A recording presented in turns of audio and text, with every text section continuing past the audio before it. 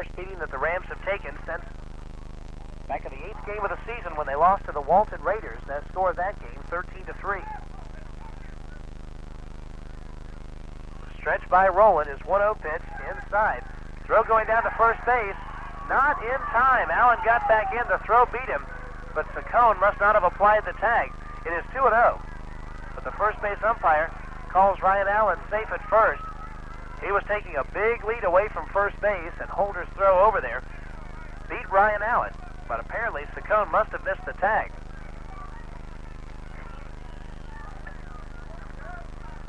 Once again, the runners lead away. The stretch and the pitch to Shannon. Swung on, checked his swing. Fouled it off to the left, 2-1. And the 2, 3, and 4 spots to drive him in will start with Matt Hires, who went into Monday's game at 375, the team leader in homers with 4. He's driven in 15 runs. On Monday against Wheeler, he was held hitless with a strikeout. Stands near the back of the batter's box. The stretch and first pitch to him is low and inside, ball 1.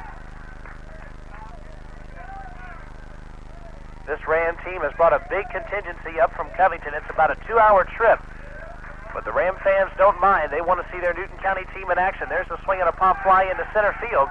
Clint Sauls is under it and makes the catch. Allen fakes the tag, but stays at second base, and that's the first out. Hires got under the ball a little bit too much.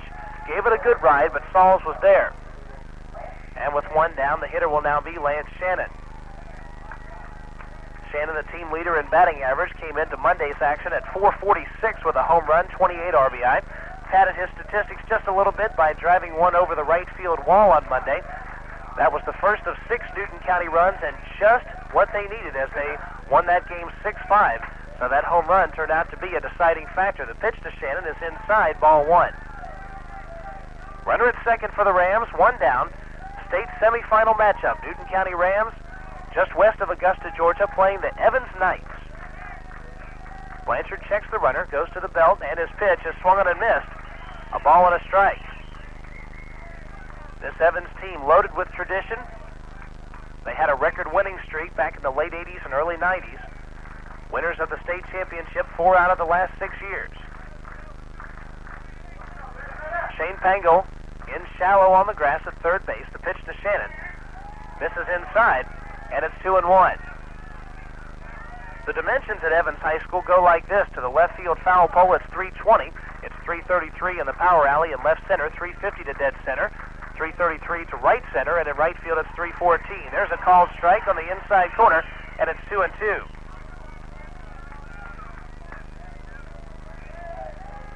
Lance Shannon, one of the best contact hitters on this team. He's only struck out 5 times. So look for him to put the bat on the ball. If he pulls it, he can move the runner over here with 1 down. And the 2-2 pitch swung on in line to right center field, and it's going to fall in for a hit. Rounding third is Allen. He will score. Shannon heads for second base and pulls up there with it on top here, 1-0, drawing some early blood against the Evans Knights. And this is just what the Rams need. Evans comes into this game ranked first in the state. And a lot of people from around the state certainly calling the Rams underdogs here, as the best the Rams have been is 8th in the state. But now they're in the semifinals, and now they're on top 1-0 here in the first inning of game number 1. Still a lot of baseball left to be played, though. 14 innings worth of it today, or maybe even more than that. And if the 2 teams split, well, they'll be back here tomorrow afternoon at 2 o'clock for the deciding game. The hitter will be Sam Allen. When you talk about a man who is on a hot streak, Sam Allen defines the word. He's brought his batting average up now to 352 with a home run, 25 RBI. He had 2 doubles in Monday's game against Wheeler. So he's brought his average up even higher. He's now 27 for 74 on the year. Allen, a right-handed batter, and the first one that Blanchard has faced. Now time is called as the Evans pitcher was taking too much time, and Allen stepped out. Rams advanced here with a 3-game victory over the Wheeler Wildcats. 9-7, the Rams won the first game. They lost the second one 10-9, but came back with the 1-run victory in the rubber game. First pitch to Sam Allen, low, a ball, no strikes. Tony McClatty, the second baseman for the Knights, cheats over towards second base, holding Shannon close to the bag. Charlie Beverly, the third base coach, facing Shannon, ready for instructions in case of a base hit. The pitch to Sam Allen. There's a called strike, inside corner. A ball and a strike now to the Ram cleanup hitter. Down the first base line, as always, is Al Bell. Coach Bell got a treat in the state playoffs a couple of games ago, had a chance to coach third base for 2 games. The Rams move Stanley Allen, the JV coach, over to first. Pitch to Sam Allen, swung on and fouled back. Catches the screen, and it's 1-2. South Gwinnett and Fayette County, the other semifinal matchup, and as we mentioned, Fayette County with the sweep, so they're waiting in the wings for the winner of this series, and the Rams would like nothing more than to be in that state championship series for the first time in 15 years. Shannon takes his lead away from second. Now Sam Allen will call time. 1964, the Rams won the state AA basketball championship. 15 years later, 1979, they won the baseball championship. Now it's been another 15 years, and the Rams looking to put another state championship on the board, this one also in baseball. The 1-2 pitch, swung on and missed. It gets away from the catcher, but Michael Holden will throw down to first base and retire Sam Allen for the second out. Allen chased the pitch low and away. It's a strikeout, 2-3 on the putout. And Judd Hall will be the hitter. The righty steps to the plate now with a batting average of 250. He's raised his average 95 points since the state playoffs began. He was a 155 hitter during the regular season. Hall has 2 homers and 17 RBI.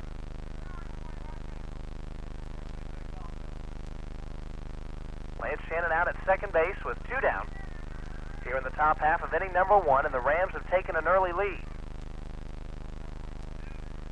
Rams have played their last game at Riverside Park. That was Monday, and they gave the fans a terrific finish, defeating Wheeler 6-5, scoring that 6th run in the last inning. Stretch and the first pitch to Hall, swung on and missed. He was behind the fastball. It's 0-1. It appears that Blanchard has settled down a little, had some trouble with the first few hitters in the order, but has really come back strong here against Allen and Judd Hall. Shannon ventures away from second base. Holder signed the stretch and pitch. It's swung on and missed. It gets away from the catcher. Shannon will move up to third base. Scoring on that will likely be a pass ball on Michael Holder. And that allows Shannon to be at third, but with 2 down, it's going to take a base hit to drive him in. A sac fly will not cut it here with 2 down. And besides that, Judd Hall in a deep hole here, 0-2, stands close to the plate. The righty set to go. Blanchard will now pitch from the windup. Gets the sign, has what he wants, and the 0-2 pitch is in the dirt. And a good stop from Holder. If that had gotten by, Shannon might have scored.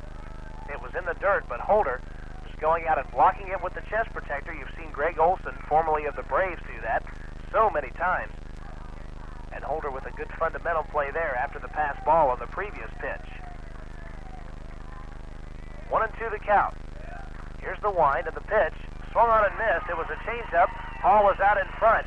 And Grady Blanchard is greeted by all of his teammates who come off the bench and greet him down the first baseline as he strikes out Sam Allen and Judd Hall to end the Newton County threat. 1 run, 2 hits, and a big runner left on base. Bottom half of the first coming up with the Rams on top. 1-0 Newton County Ram baseball here on WGFS AM 1430. It's the Ace paint sale going on now at Mayfield Ace Hardware. Ace 5-star semi-gloss latex enamel, $10.99 a gallon. Ace 5-star flat latex wall paint, $8.97 a gallon. A Butez caulking gun and siliconized acrylic caulk, only $1.47 each. A 5-gallon pail, $2.97, or a 5-quart pail, only 97 cents. That's the Ace paint sale going on now at Mayfield Ace Hardware on the Square and in Newton Plaza. And the answer is Benton's Welding Supplies. The question is, where can I get propane tanks refilled? That's right, Benton's Welding Supplies, located at 8163 Highway 278 in Covington, is your local dealer for oxygen and welding supplies. They also have any type of gas you may need, including propane, helium, and CO2. So for the right answer to your question, call Benton's Welding Supplies at 786-3424. That's 786-3424.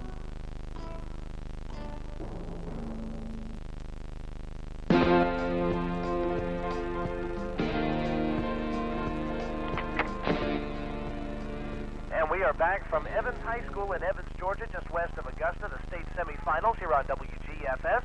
Ram baseball taking on the Evans Knights, and your lineup for Evans goes like this for the first game of this doubleheader. Tony McClatty leads it off, and he'll play second base. Michael Holden, the catcher, will bat second. Grady Blanchard is the pitcher. He'll hit third. Mike Saccone is the first baseman, and he will bat fourth. Shane Pangle at third base will hit fifth. Clint Sauls in center field is the number 6 hitter. The right fielder and batting seventh is Titus Meadows. The shortstop, Ben Blanco, will hit eighth. That's Ben Blanco, and Jake Way, the left fielder, is the number 9 hitter. Your defense for the Newton County Rams setting up like this. No major changes. Sam Allen at third base, Matt Hyers at short, Ryan Allen at second, and Richie Cleary has found his new home at first. Around the outfield, Cale Curtis is in left field, Chris Acox in center, Lance Shannon in right, and Brian Moon behind the plate, catching Judd Hall. Hall with a record of 8-1, a 2.61 ERA in 64 innings. He's given up a total of 43 hits. He has walked 49, but he struck out 101, and his first pitch is low to Tony McClatty, and it's 1-0. Sam Allen in shallow at third base, anticipating possibly a bunt here from the second baseman for the Knights. The 1-0 pitch on the way is high and inside, and it's 2-0. Hall struggles with his control at times, but when he keeps the walks down, he is definitely a winning pitcher. His only loss this year was to the Walton Raiders. The wind and the 2-0 pitch. There's a called strike. McClatty taking all the way, and it's 2-1.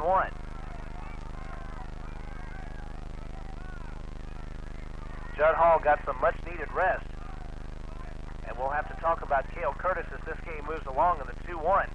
Just missing outside, 3-1. But Cale Curtis did a great favor for everyone on this Rams staff by pitching the full 7 innings. He allows Judd Hall and Matt Taylor to be rested for these games today. The 3-1, outside, ball 4. So McClatty starts it off by receiving the base on balls.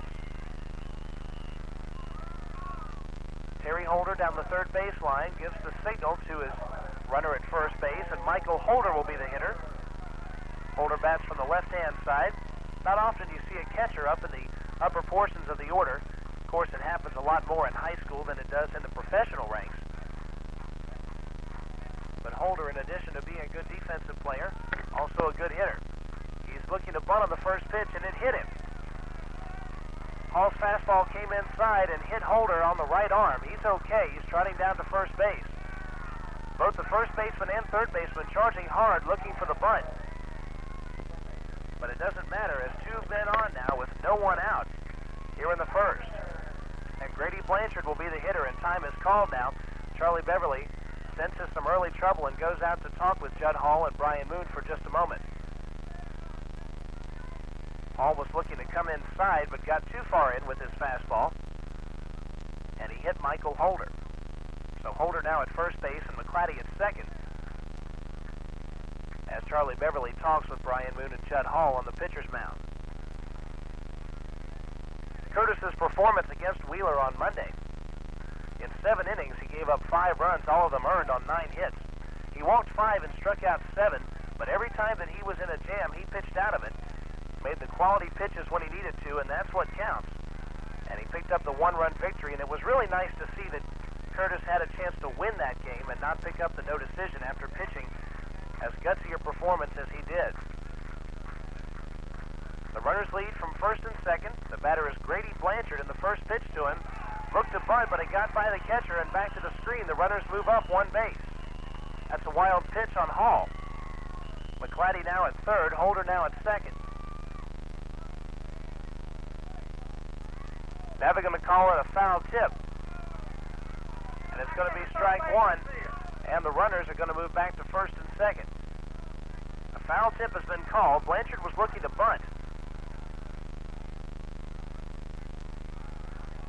The runners now at second and third. They called it a strike on Blanchard. The runners stay at second and third, so they say that he kept the bat around when the ball came by, and it's 0-1, the wind and the pitch. Missing low, a ball and a strike. McClatty at third, Holder at second, still no one out here in the bottom of the first. The Rams have the 1-run lead, but in danger here, facing the meat of the order with 2 runners on. Infield in at the corners, the pitch is low. with the fastball, and it's 2-1, and Judd Hall is having trouble with his control of his fastball here early in the game. For those of you who followed Ram baseball all year, you know that Judd Hall has a lot of troubles in the first inning, but once he settles down, he becomes a much better pitcher. The 2-1 changeup swung on and fouled off. Blanchard way out in front. 2 balls and 2 strikes to the next pitcher. Rams made the 2-hour trip east on Interstate 20 on a very nice coach liner. And they, of course, extend thanks to all the folks who donated money and made it possible for them to be here for this series, as they are going to stay in Augusta. The runners lead. It's a 2-2 count on Grady Blanchard. Hall's wind, his 2-2 pitch, swung on and missed. So Hall gets that valuable first out via the strikeout. For Hall, strikeout number 102 on the year in 64 2/3 innings, and with 1 down, Mike Saccone will be the hitter. Mike Saccone, a right-handed batter, looks down at his third base coach and has the sign that he wants. Evans comes into this game with 28 wins and only 4 losses. And the program was probably the deepest and best. The wind at the first pitch. Ball 1, a little bit inside. As Saccone took it just off the inside corner. With 1 out at second and third, Sam Allen is in shallow at third base, but the defense is back all the way around, with the exception of Allen. The changeup is high, 2-0, and Hall has gone to his changeup a little bit more since he's had trouble controlling his fastball. But Saccone laying off the high changeup. Boone gives the sign. Hall's wind in his delivery. There's a called strike at the knees outside corner, and it's 2-1. Hall's key, getting through Saccone and Shane Pangle with these 2 runners on. If he can do that, look for better things in the second, third, and fourth. The wind, the 2-1. Swung on, grounded to second where Ryan Allen has it, and his throw to first is in time. 1 run scores. We're tied up at 1 apiece. Holder moves over to third on the play. It's a ground out 4-3 in the scorebook, scoring McClatty and tying this one up. That series against Wheeler last weekend and also on Monday, a very stark contrast from the games earlier in the year. All the Rams games in the middle and later stages of the regular season were 2-1, 1-0, 3-1, those type games. Well, they played Wheeler. After serving the Chamblee area for over 40 years, Wright's Tune-Up is proud to announce the grand opening of its... Hey, Carl the Greenskeeper here for the Hard Luck Cafe.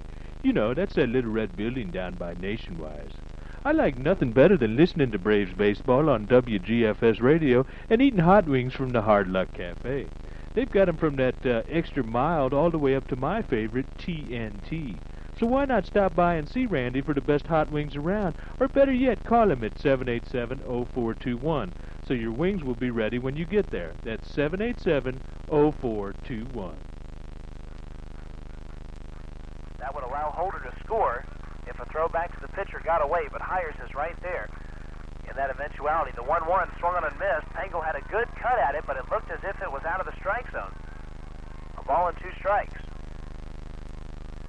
So Hall got in some deep trouble early, but is 1 good pitch away from getting out of it. With only 1 run scoring, he can consider himself lucky for that.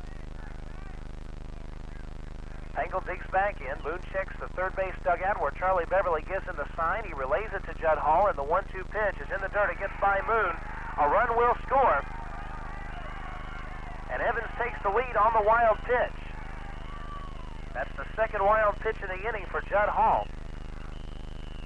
And the Rams, after scoring 1 in the top of the first, now have given up 2 in the bottom half to fall behind. Moon goes out for a moment to talk with Judd Hall and then goes back to his catcher's position. It's 2-2 on Shane Pangle. 2 outs here in the first. Rams started the state playoffs against Southwest DeKalb. Another exciting 3-game series. The Rams won 6-0 in the second game and 5-4 in the third game. The 2-2 pitch swung on and popped up. Foul territory, first base side. Cleary gives it a look, but it falls out of play. And the count remains 2 balls and 2 strikes. The Rams were ahead in the first game, but lost at 7-5 as the pitching collapsed in the 7th inning and gave up 5 runs. But the Rams came back with victories in games 2 and 3 and advanced to play Wheeler, and as we mentioned, the 3-game victory over Wheeler puts them here in the semifinals against Evans High School. Evans had a sweep of Coffee, 6-1 and 5-2. They then took on Windsor Forest. Pitch is swung on and missed. It gets away from Moon. He'll have to throw down to first base. It's in time for the 3rd out. Evans got by Windsor Forest in a 3-game series, winning the first one 9-0 and the 3rd game 6-1. 2 runs for the Knights, no hits. They left no one on base. 2 wild pitches proved the undoing in that first inning. For the score, Evans 2, Newton County 1. Newton County ran baseball here on WGFS AM 1430. Warm weather is here. It's time to make your way to the great outdoors. And for homeowners, the great outdoors starts in their front yard. Echo Power Tools can help you make your yard look great.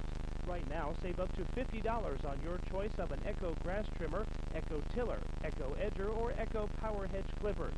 Plus, register to win a complete camping package for 2, including a 6-man tent, sleeping bags, hiking boots, and more. Camping gear courtesy of Blue Ridge Mountain Sports in Lenox Square, Atlanta. Whatever outdoor job you're trying to tackle, Echo makes a great tool to make the job easy. Visit your local Echo dealer today and save up to $50 on select Echo Power Tools. Plus, register to win great camping gear from Blue Ridge Mountain Sports and Echo Power Tools. Visit Coast to Coast Home and Auto, located on Monticello Street in Covington. That's Coast to Coast Home and Auto in downtown Covington. I was at Pippin's Barbecue the other day having some pork barbecue, and it was great. But then I looked over at the next table, and they were having smoked chicken, so I ordered that too. And then I found out about the Brunswick stew, so I ordered that. And then I figured, what the heck, why not just order the whole Pippin's Barbecue menu? But I didn't, because I just didn't have the room on the table. Our food and our service just can't be beat. You're gonna love what you eat. Pippin's Barbecue, Highway 20 South in Conyers and on Alcovey Road in Covington.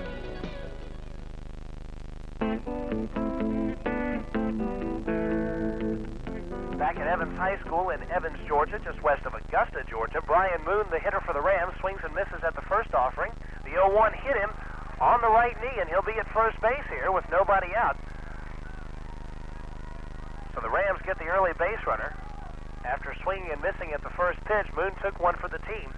Caught it on the right knee. He's okay. He's at first base, and being a catcher, he's used to those type of things happening. He's going to walk it off over by first base, and he should be okay. Richie Cleary will be the hitter. It'll be Cleary, Curtis, and Coffin trying to bring that run home. Cleary up first. He has a batting average of .206. No homers, 13 RBI. Cleary had a major 2-run single in the 4th inning, so give him 15 RBI for the year. The Ram first backer digs in. Throw to first base. Brian Moon is back in safely. Moon in 2 stolen base attempts has stolen once. So don't look for a lot of speed out of Brian Moon at first base. That's not what he is expected to do on the base pass. He's looking to be a good hitter and a good singles hitter and a great defensive catcher, which is exactly what he is. Cleary takes the first pitch low, 1-0.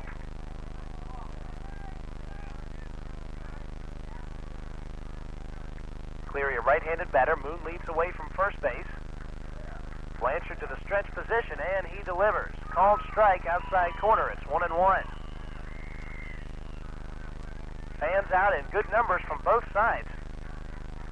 Of course, the Evans folks here watching the Knights in action on this Friday afternoon. Once again, Moon leads away. The stretch and the 1-1 pitch swung on and popped up. Foul territory over by third base where Pangle calls for it. And he makes the catch. He may have been in fair territory coming back when he made the play. That's the first out. Pangle ventured over by the Newton County dugout. It looked like he was back in fair territory when he made the play. So it's a pop out to the third baseman for 1 down. And Curtis now the hitter. Curtis at .377 with a home run, 10 RBI. Of course, his major exploits have been on the mound, with that great 7-inning performance on Monday. The senior left fielder set to go. Throw over to first base, and Moon is back in.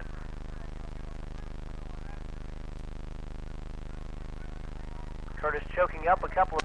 something he has made an adjustment with over the last 4 or 5 weeks and has made him a much better hitter. The pitch to him swung on and popped up, same place almost at third base side. Pangle goes into foul territory and makes the play. That's the second out.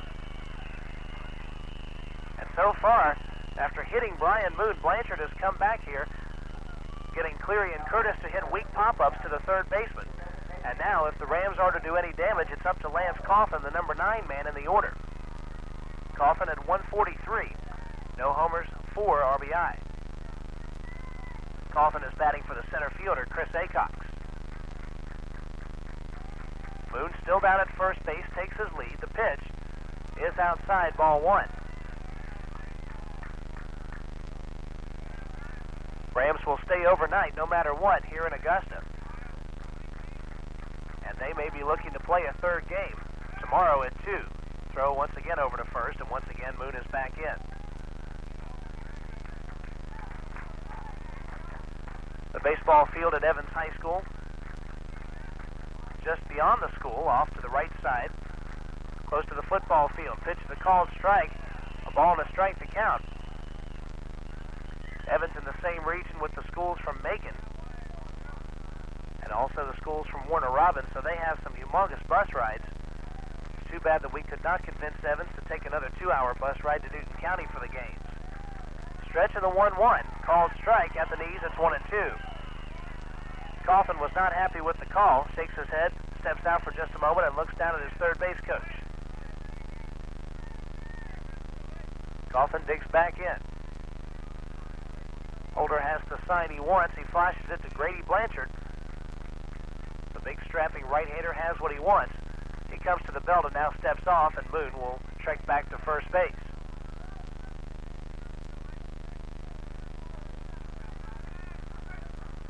The Rams and Knights not that far apart in record, only 2 games. Rams have lost 2 more than the Knights have. The 1-2 pitch swung on, just got a piece of it, popped it foul. It remains 1-2. The Rams have played 1 more game, but they also had the tie game, which really doesn't count either way on their record. So in the books, it looks like they've played the same number of games with 32 each. Evans has lost 4 of those 32 games. The Rams have lost 6. You're looking at 2 teams here with a record combined of 54-10. Mighty impressive. The 1-2 pitch, sidearm, just missed, low, and it's 2-2. That's the first time we've seen that. And that seems to be pretty effective, or it would be, against a right-handed batter, if Blanchard could put that over the plate. Righty against righty, and that sidearm ball starts at the batter's ribs and curves in. The 2-2 pitch, swung on and fouled off at home plate. Now they call it a fair ball, and the throw to first base is in time. The home plate umpire motioned fair ball, and Coffin and the catcher were both standing there looking at the home plate umpire. He did finally call it a fair ball. Holder got the message and went to first for the out, and that'll do it for the Rams. No runs, no hits. They leave a man on base.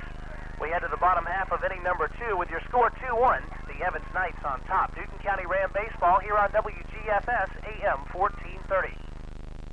Did you know that termites cause more damage to homes annually than fires, floods, and natural disasters combined?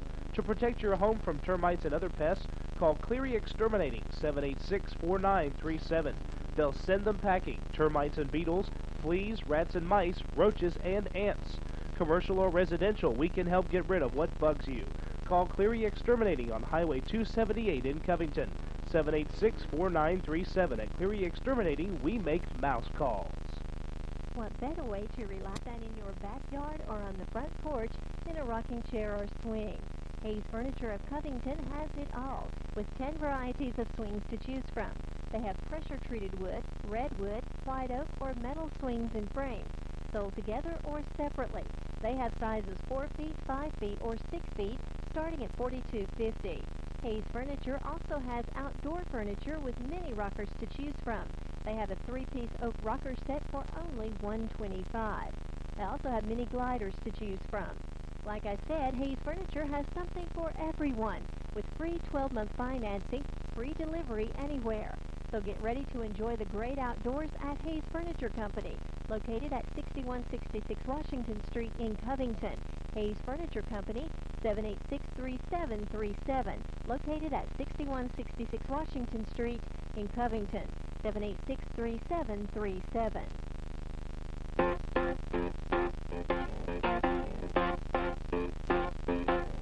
We're back, bottom half of the second inning. We're at Evans High School in Evans, Georgia, suburb of Augusta, about 2 hours east of Covington, Georgia, for all you folks tuning in and wondering where the Rams are. They're quite a ways away, and by the time you made it up here, if you're in Covington now, this first game would be about over. Clint Sauls, Titus Meadows, Ben Blanco, the next three here for Evans, and the first pitch is a called strike to Clint Sauls, and it's 0-1. 6th, 7th, and 8th spots in the order. The Knights on top by 1. Judd Hall going into his wind, and his pitch is high. With the fastball, it's a ball and a strike.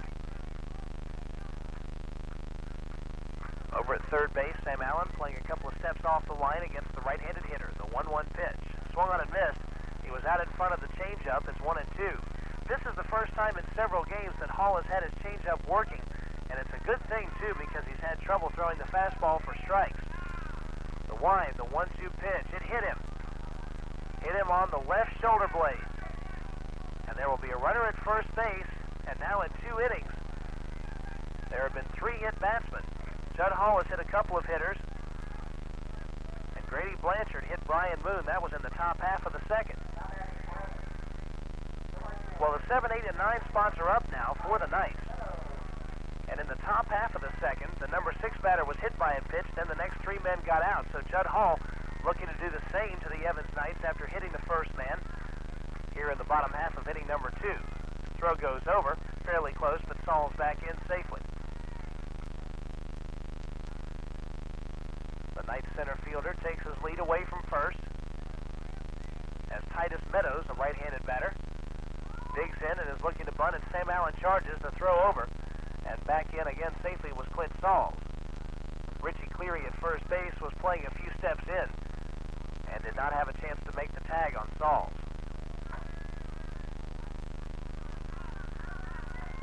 Meadows is ready to go again. He shows bunt and puts it right down the third baseline, but it's a foul ball.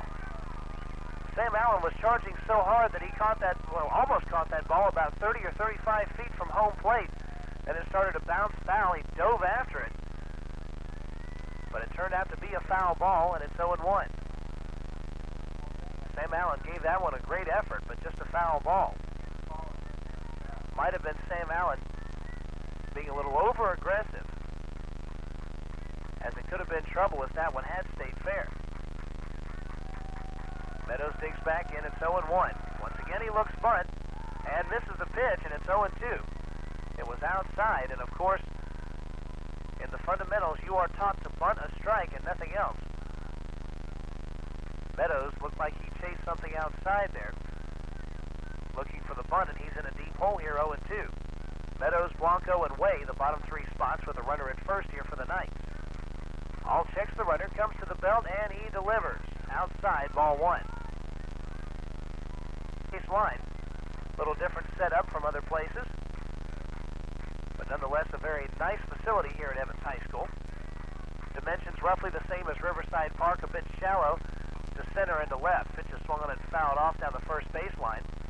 A ball, 2 strikes the count. Evans High School, the home team in pinstripe uniforms, wearing white and black. Seems to be the colors of most of the teams that are called the Knights, black and yellow and white. A 1-2 pitch instead to first, and Sauls is back in. The Rams in their road uniforms, dark blue with white lettering.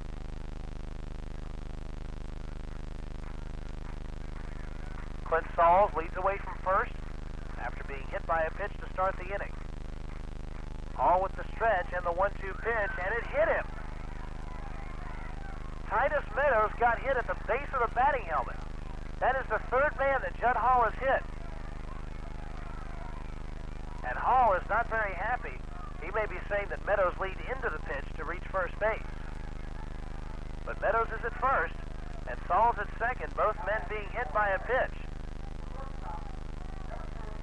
And it appeared that Meadows was leaning in to be hit by that one, but nonetheless at first base, and with runners at first and second, no one out, then Blanco will be the hitter.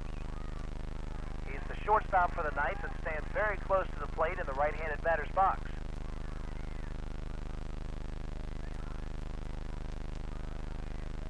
Time had been called by the second base umpire. Once again, everyone is set to go. The runners lead. From first and second, in shallow at third base is Sam Allen. Hall to the belt. His first pitch is high. Almost over the batter's head with a fastball. A ball, no strikes. Once again, Hall having troubles with his control. He's walked only one man, but he's hit three batters. And in the first inning, the man that he walked and the first man that he hit, both of them came around to score. The 1-0 pitch was bunted but foul, and back to the screen. A ball and a strike.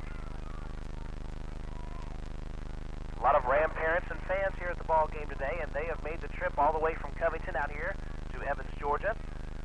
They'll be staying overnight with the team,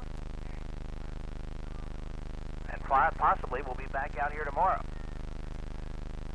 Charlie Beverly employing a switch of pitching here in the semifinal matchup. He had been going with Matt Taylor in the first game of most series and Judd Hall in the second game, but Taylor got rattled around in his last start against Wheeler. Hall steps off and fakes towards second base, but Sauls is back in there safely. Matt Hires, the shortstop, is holding him close. The stretch and the pitch.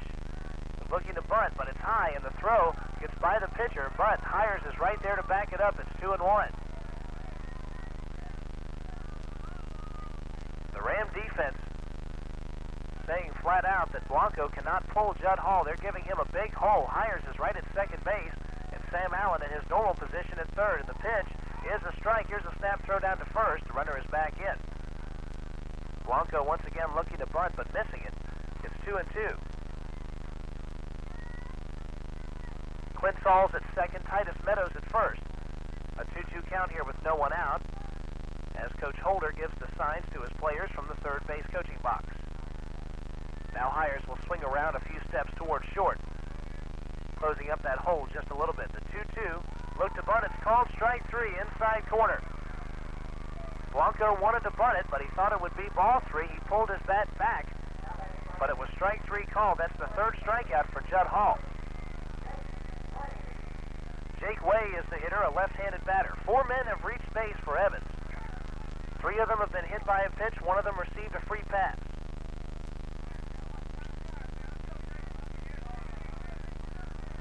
Once again, the runners lead from first and second. Hall checks the runners, and his first pitch on the way. It is high. No.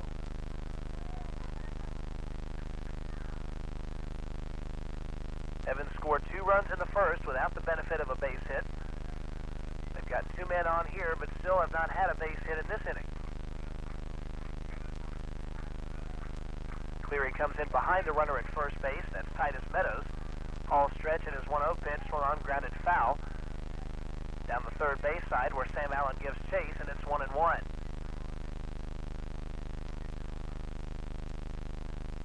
Rams looking for the Big Four. The first one was the South Metro Championship, which they won with a 15-0 victory over Rockdale. The second one, the Sub-Region Championship, they made that with a Sub-Region record of 8-3-1. That gave them the number 1 seed in the region tournament. That was step number 3. And they won that, defeating South Gwinnett 8-3 in the final game, after scoring wins over Meadow Creek, Heritage, and Parkview. Now the fourth leg of it is the state championship, and this one by far the toughest of all. They're in the semifinals, though, here against Evans High School, but trailing in the first game. The 1-1 pitch is low. It's 2-1. First 2 innings of this matchup have crawled. Very slow moving. 3 runs have scored in the first 2 innings, but a lot of folks reaching base and a lot of 2-0 and 3-1 counts. Hall has the sign. His 2-1 pitch is swung on and missed. Way was overmatched by the fastball. 2 balls, 2 strikes.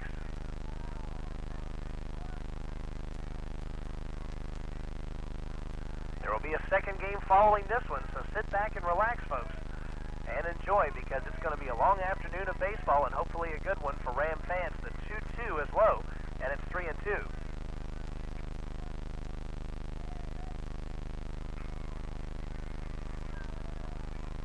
Evans won the Region 2 Quad A championship, then defeated Coffee and Windsor Forest to set up this battle. The 3-2.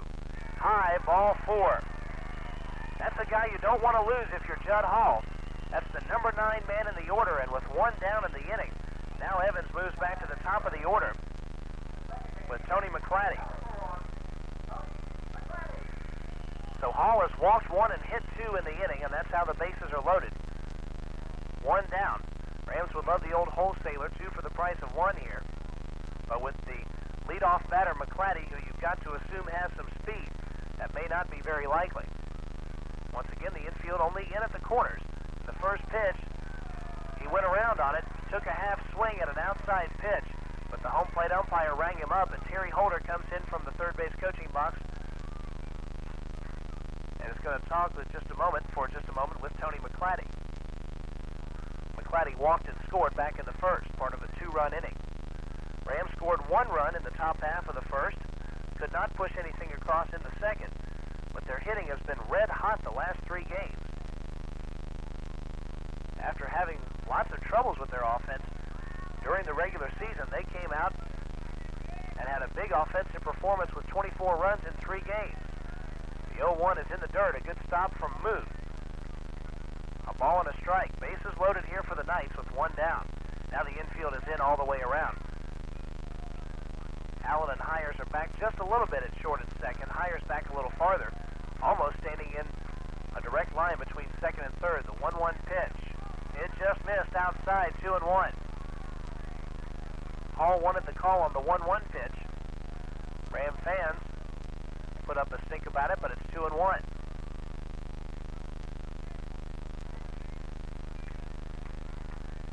McClatty digs back in. Catcher has the sign he wants, and the 2-1 is swung on and grounded, and by Hires in the center field for a hit. 1 run will score. Rounding third is Meadows. He will score. The throw into second, holding Jake Way, but now Evans on top, 4-1. And the walks and the hit batsmen have come back to hurt Judd Hall and the Rams. McClatty singles. That's the first base hit for Evans in this game, but they put 4 runs across. First and second now, still only 1 down in the inning. Michael Holder will be the batter. He was hit by a pitch last inning and came around to score on a wild pitch from Judd Hall. Hall has basically hurt himself in the first 2 innings. 2 wild pitches, 2 walks, 3 hit batsmen. And Evans has put their offense up strictly because of that. Holder digs in, takes his practice cuts, and he is ready to go. The stretch in the first pitch. Called strike at the knees, 0-1. 2 up for the Rams in the third. They'll have the top of their order as they try to climb back into it with Ryan Allen, Matt Hires, and Lance Shannon. Hall to the belt is 0-1 pitch. Swung on, grounded, fair ball over toward the right field corner. A run will score. Shannon brings it back in, stopping at third base. Now they're going to set in. The throw to second is into left field. Another run scores. It is a double for Michael Holder. Way and McClatty score, and it is 6-1. Evans on top. Holder, a right-handed batter, went the other way and bounced one right over Cleary's head into right field, scoring Way and McClatty. And now Evans on top, 6-1. And the pitcher, Grady Blanchard, will step to the plate, a strikeout victim his first time.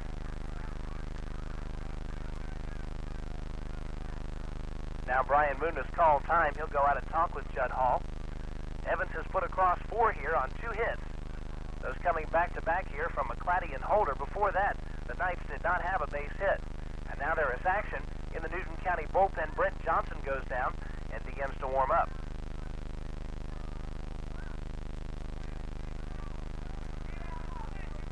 Junior right-hander with that action down the left field line. Knights on top by 5. Runner leads away from second base. Blanchard digging in. Very widely spread stance. Now he calls time and steps out. His back foot is about even with his back shoulder, but that front foot stands far out in front of that front shoulder. He is ready to go. Here's the stretch, and the first pitch is swung on and missed on the changeup, 0-1. That's how Hall got Blanchard last time out, with that changeup. And he came in with it first pitch here.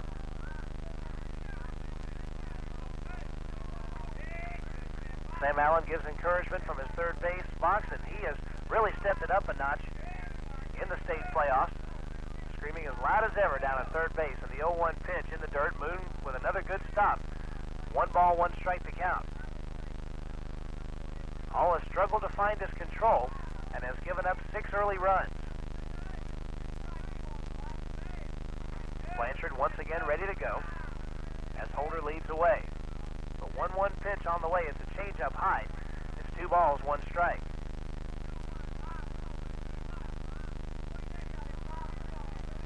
Rams started their season back on February 26th.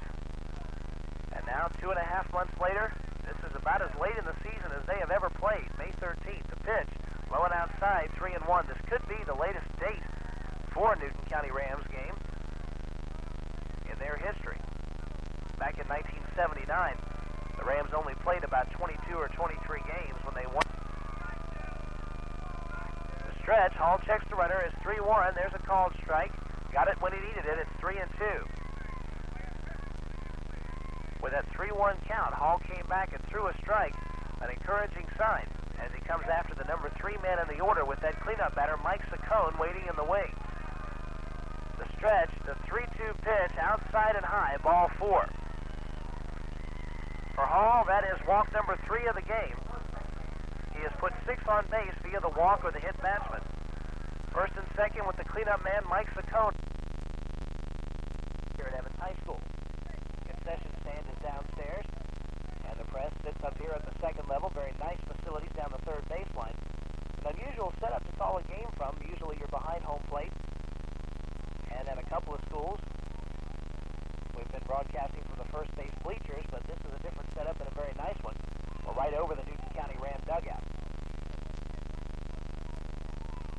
Saccone, now the hitter. Grounded out to second base his first time. All of the stretch position. His pitch is in the dirt. Gets away from Moon. A runner moves up to third. The throw to second. Not in time. Now they got him on the slide back in as he overslid the bag, and he is out. That's out number 2. He's retired 6 unassisted. At second base, Holder advances on the pass ball. He's now at third base here with 2 down in the inning. And that's a big out for the Rams. It's unfortunate that had to come on the base paths if you're the Evans Knights.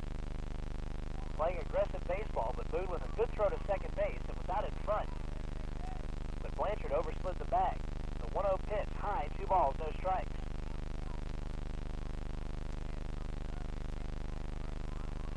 Johnson continues to throw for the Rams. Boone gives the sign to Judd Hall. The runner leads from third base, and the 2-0 pitch swung on and missed. And the count is 2-1. Evans with 6 runs on 2 hits. Newton County has a run across, also with 2 hits.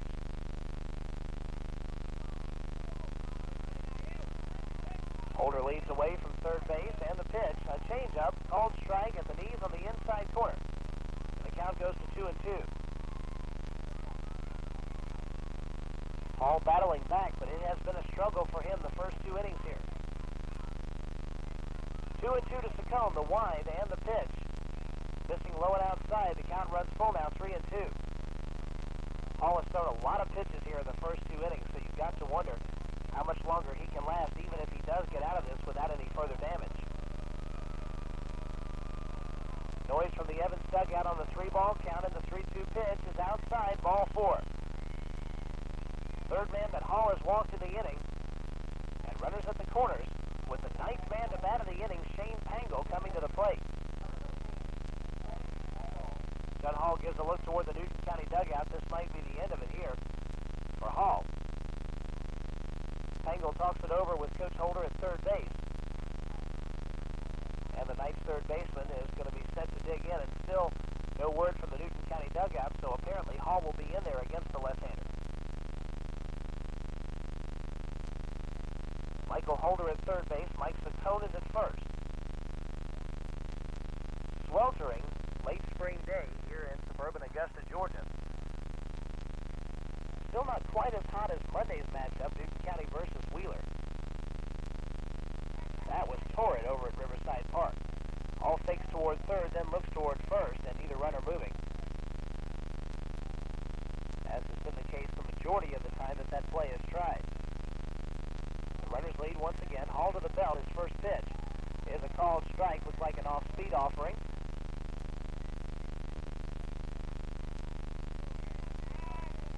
I don't think a single Evans Knights player sits down during the entire time that they hit. They are all standing at the edge of the dugout, giving encouragement to their hitters. And the 0-1 on the way, another strike at the knees. Tangle in a hole here, 0-2. Second inning, but of course a lot of baseball left to be played. And this is a best-of-3 series. So if the Rams lose this first game, they'll be able to come back, but they will have to win games 2 and 3. 0-2 on the way, high and outside, ball 1.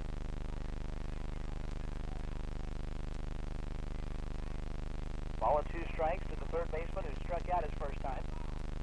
Had to be retired 2-3 after the strikeout as it got away from Moon. Moon gives the sign, the 1-2 on the way, swung on and pops up into shallow left field. Coming on hard is Curtis, and can't make the play. It bounces in front, and now it's by him. Runner heads for third base. Here's the throw there. Not in time. We'll check the official scoring, but Evans is up now 7-1. It's a single and an error. The single allows Holder to score. Saccone ends up at third base. Pango on the throw takes second. 7-1 now. The Knights on top, and the 10th man to hit now is Clint Sauls. Sauls was hit by a pitch earlier this inning. He came around to score. That's how this started. Judd Hall hit the first too many faced, and you had to feel like this wasn't going to be the Rams inning, and if you had that feeling, you were exactly right. Pango leads away from second. Saccone from third. First pitch is swung on and missed on the changeup. 0-1 the count. Sauls bats from the right-hand side. Digs in and awaits the 0-1 offering, which is high and outside, a ball and a strike. Hall has faced 15 men now in an inning and 2/3. Given up 7 runs, and the 1-1 pitch.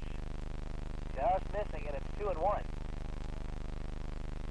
Sauls thought about swinging at that one, but laid off. 2 balls, 1 strike. The Knights center fielder now steps out for just a moment. Matt Hires playing very deep at shortstop. Also deep at second is Ryan Allen. Sam Allen back a few steps from his normal position at third base, but close to the bag to hold Saccone at third base. Now Hall steps off, and the runners return to second and third. 2 down in the inning. The wind, the 2-1 pitch is outside, and it's 3-1. One more wide one, and the bases would again be loaded. It has been an endless second inning for the Rams. Just looking to stop the bleeding. The 3-1 on the way. Here it is. Swung on and missed. Had a mighty cut at it. It's 3-2.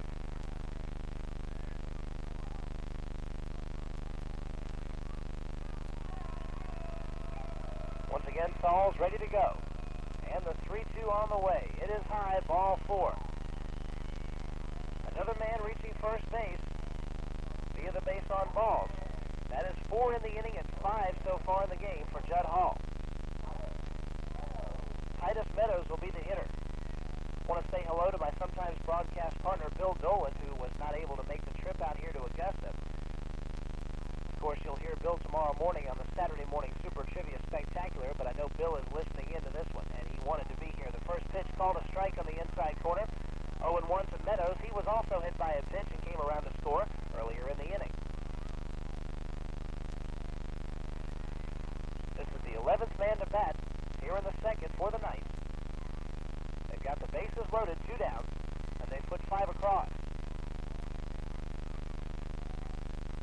They have 3 hits in the inning.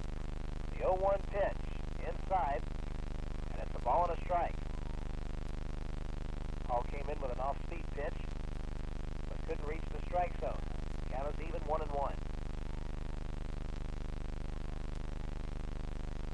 Hall's wide. Grounded over toward the first base dugout, where the Evans Knights player standing. It's 1-2. Evans with 28 wins, 4 losses during the year. The only time that they have lost in the state playoffs was in the second game of a 3-game series against Windsor Forest. Windsor Forest won that game 5-1, but then Evans came back in the third game with a 6-1 victory and the championship for that series. Pitch is a called strike 3 on the outside corner. Meadows goes down, and mercifully the inning ends. But Evans picks up 5 runs, 3 hits. They left 3 men on base, folks. It could have been a lot worse. It is 7-1 Evans as we head to inning number 3. Newton County Ram baseball here on WGFS AM 1430. Charles Evans Nissan refuses to be undersold. We will meet or beat any advertised price on any in-stock unit. If you're tired of high pressure and the runaround, come to Charles Evans Nissan in Conyers. We put the fun back into buying a car. Charles Evans Nissan, located at 1420 Iris Drive in Conyers. 922-7600. That's 922-7600. Remember, Charles Evans Nissan. We won't be undersold. It's the Ace Paint Sale going on now at Mayfield Ace Hardware. Ace 5-star flat latex house paint, $9.97 a gallon. Ace Interior Exterior Premium Spray Enamel, $177. And white pigmented keels, sealer primer and stain blocker, $10.87 a gallon. That's the Ace Paint Sale going on now at Mayfield Ace Hardware on the Square and in Newton Plaza.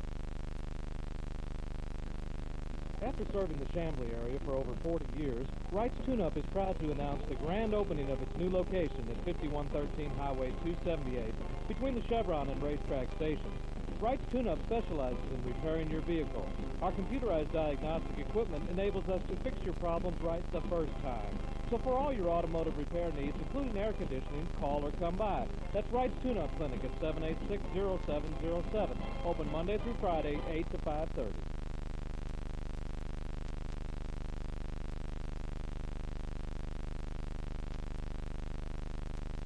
Time for some runs. The Newton County Rams down 7-1. It's the third inning of this ball game here at Evans High School in Evans, Georgia. Ryan Allen, Matt Hires, and Lance Shannon, the top 3 in the order for the Rams against Grady Blanchard, who now has a 6-run lead to work with and can throw the ball around the plate. He has not walked anybody, but now he can let his defense take care of the rest. The wind of the first pitch to Ryan Allen is a called strike on the inside corner, 0-1. Allen doubled to left center to lead off the game, came around to score. Things look good for the Rams there, but now a nightmare second inning has put them down. There's a swing and a miss. Allen took a big cut but came up shy. 0-2.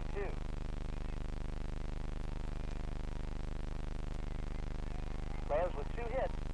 They have put 1 run across, but they now trail by 6.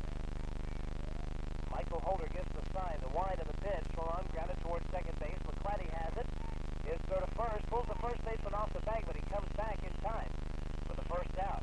That throw to first, the cone had to go over toward the home plate side to field it, but he got it in time for the first out. Matt Hires the hitter. He flied out to Clint Stalls in center field last time up. The switch hitting shortstop has been almost exclusively a left-handed batter the last few weeks, even against left-handed pitching. He takes the first pitch inside. That is ball 1. Hires a .375 hitter going into the week's action, but has not had a hit so far this week. He was hitless against Wheeler as he takes a pitch high, 2-0. And 0 for 1 so far in this contest. This Evans team has not had that many clean base hits. It's been the walks and the men who have been hit by a pitch that have been the difference. The 2-0, a called strike. 2 balls and a strike now to the Ram shortstop. The owner of the other Ram hit, Lance Shannon. Hires set to go. The wind to 2-1, low. 3 balls, 1 strike.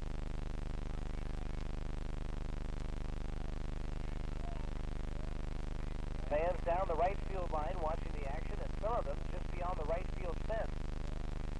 Out there watching the Rams and Evans Knights. And the pitch is a called strike inside corner. Hires was sure it was ball 4 and was slipping the bat away to go to first base. But it's strike 2. Full count now to the senior shortstop. He is set to go. Holden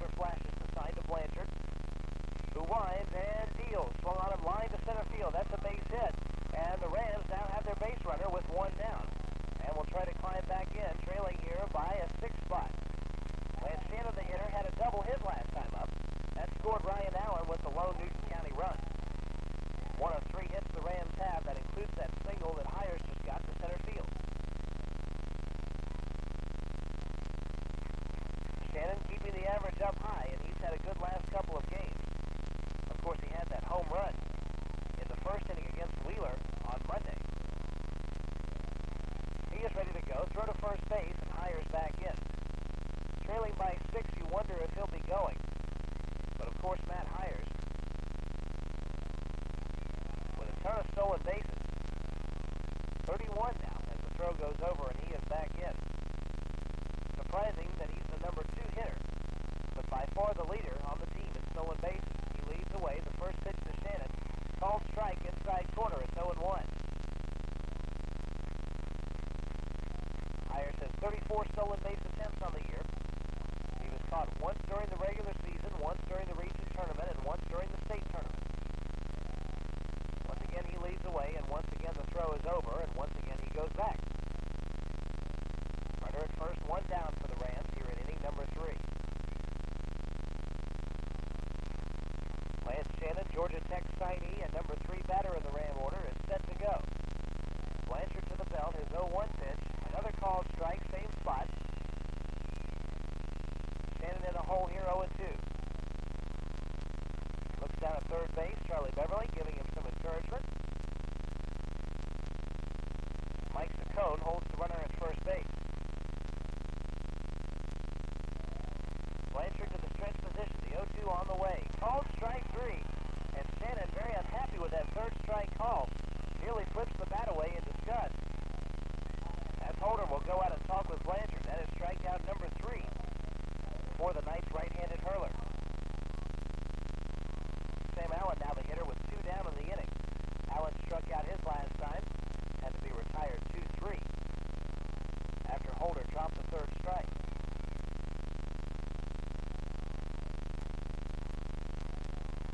Sam Allen now digging in. Hires once again leading away, but now with 2 down. The base hits.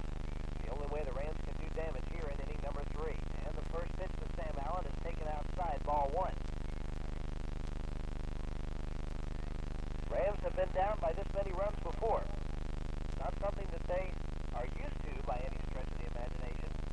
But they've had to come back from this type of deficit in previous games. There's a swing and a miss. A ball and a strike here to Sam Allen. The Rams were trailing by 4 runs against Southwest DeKalb and looked in deep trouble as they were trailing 4-0 in the second inning. They came back to win that one 5-4.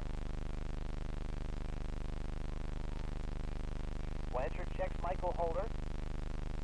As the signal, Hires going with the pitch. It is a called strike outside corner. The throw down, not in time. 32nd stolen base of the year for Matt Hires. He extends that team record of his. This being game number 34 of the season. Average right around a stolen base a game. Of course, he wouldn't mind putting a couple of extra ones in the bag here in this affair. But Sam Allen now in a hole here, 1-2. The junior third stacker awaiting the 1-2 offering, and Blanchard delivers low, ball 2. Rams now with the runner in scoring position. Last time they had that was back in the first inning. Michael Holder, like his brother Buddy, is a catcher. He gives the sign to his pitcher, Grady Blanchard. To the belt, and the 2-2 pitch. Swung on and missed. Strikeout number 4 for Grady Blanchard. He sets the Rams down. No runs, 1 hit, and a runner left on. Bottom half of the third coming up. The Knights lead it 7-1. Newton County Ram baseball right here on WGFS AM 1430.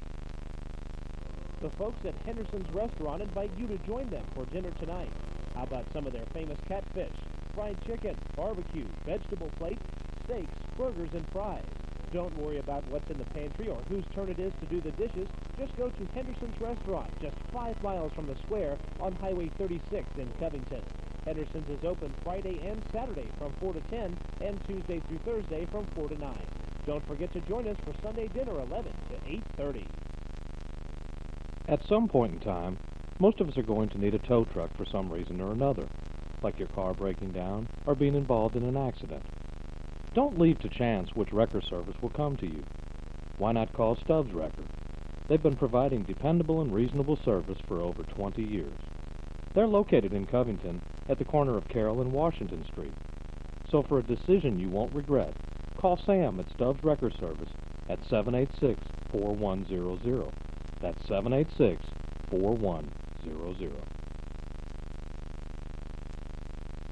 Did you know that termites cause more damage to homes annually than fires, floods, and natural disasters combined? To protect your home from termites and other pests, call Cleary Exterminating, 786-4937. They'll send them packing, termites and beetles, fleas, rats and mice, roaches, and ants. Commercial or residential, we can help get rid of what bugs you. Call Cleary Exterminating on Highway 278 in Covington, 786-4937. At Cleary Exterminating, we make mouse calls.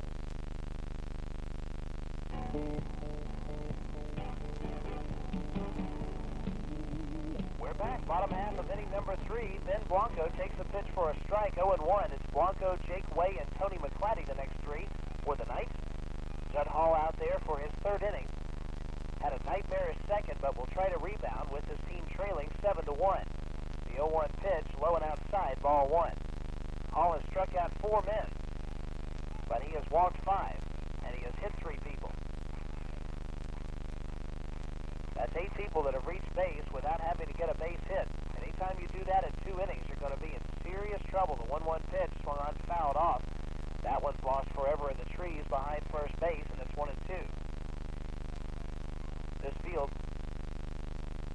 built along some trees down the right field line. They extend out into right center field and all the way down the first baseline. They must lose a ton of balls down that first baseline for foul balls every time that they play a home game. Here's the 1-2 pitch. Called strike 3 at the knees. That's the second time that Blanco has gone down looking. And the 5th strikeout for Judd Hall. 1 down, and Jake Way, the hitter, walked and scored last inning. Evans sent 11 men to the plate in inning number 2. They put 5 across on 3 hits. There were 4 walks, 2 hit batsmen, a couple of strikeouts, and a man retired at second base when he overslid the bag. A little bit of everything in that second inning. First pitch to Way is low. A ball, no strikes.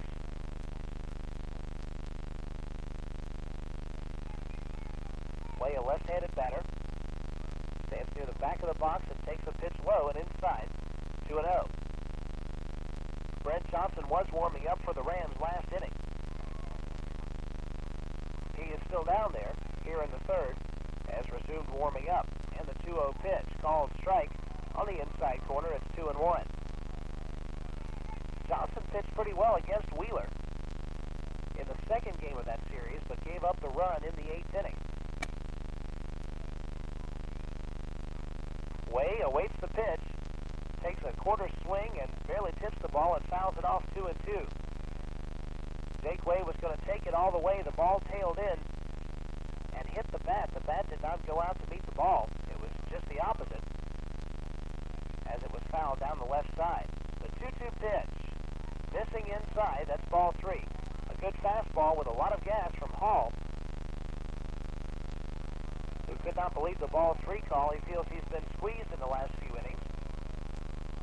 Looks at Moon, has the sign he wants, and the payoff pitch. Called strike 3 at the knees. Way knew it. He heads back to the dugout. 3rd strikeout in a row for Judd Hall. And all of them called strike 3s. Meadows, Blanco, and Way, the last 3 that have gone down via the strikeout. And Tony McClatty will step to the plate 1 for 1 with a walk, 2 runs scored. Rams will likely start Matt Taylor in the second half of this double dip. And they'll get to see another fine pitcher from Evans High School, as they have 2 very, very strong pitchers this year. First pitch, a called strike, 0-1. McClatty walked in the first. Came around to score on a ground out by Saccone. Singled last inning, came around to score on a double by Michael Holden. 0-1 pitch, swung on and missed. McClatty took a big cut at that one. It was out of the strike zone. No balls, 2 strikes, 2 down. Hall has rebounded with a strong 3rd so far, and is 1 good pitch away from striking out the side. The wind, the 0-2 pitch, inside and high, ball 1. And you've got to know that a lot of the mental damage that was done to the Rams in the second inning could be erased with a 3 strikeout inning in the 3rd. If Hall could strike out the side in order, that would be a big boost for the Rams' confidence. The 1-2 missing outside, 2 balls, 2 strikes. It would also save Hall's arm. a ton of pitches in that second inning. Threw quite a few in the first as well. He goes into the wind. Here's his 2-2 pitch. Swung on and line hard to center field. It falls in for a hit. Second hit of the game for McClatty. Fourth for the Evans Knights as a team. With the runner at first here and 2 down, Holden will be the hitter. Doubled and scored last inning. Evans scored 5 runs in that second inning to take the big lead. They're on top now, 7-1 over the Rams. Holder bats from the left-hand side. He digs in there. With McClatty taking his lead away from first, you've got to know he's got some speed down there, and the throw goes over. But McClatty is back in safely. A third game, if necessary, would be tomorrow at 2 o'clock right here at Evans High School. A little different setup for the state playoffs this year. And the pitch swung on and fouled back, 0-1. 16 teams making the state tournament this year, the top 2 from each of the 8 regions. That was a big boost to a couple of teams who otherwise would not have been in the state tournament, but were able to go very far in the playoffs, mainly South Gwinnett High School and Fayette High School, both runners-up in their regions. But South Gwinnett, the runner-up to Newton County, made the state playoffs. They defeated Redan and then Osborne. Fayette, after being the region runner-up in Region 4 Quad A, swept Glen Academy and Warner Robins. And they now have swept South Gwinnett. In fact, Fayette County has not lost a single game so far in the state tournament. They are 6-0.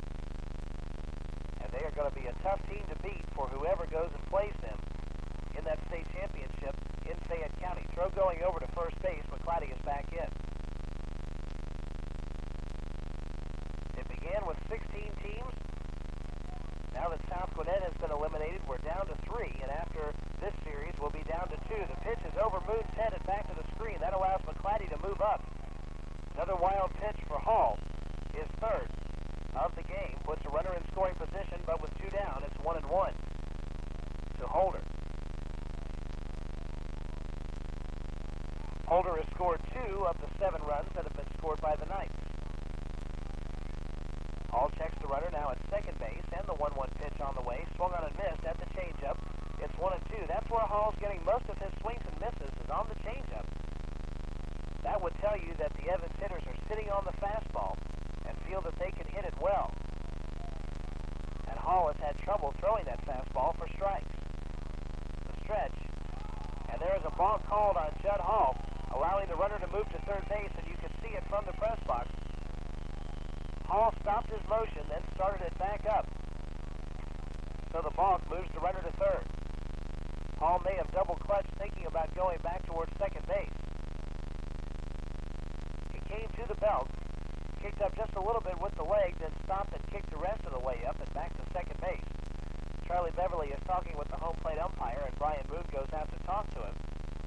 While they do, we can tell you to listen in tomorrow morning here on WGFS AM 1430 from 9 until 10 a.m. as we bring you the Saturday Morning Super Trivia Spectacular with your host, Bill Dolan. He will ask some baseball questions in addition to many other types of trivia questions, TV themes, history questions, and so on. And you can win some very, very nice prizes. Just listen in from 9 to 10 tomorrow morning.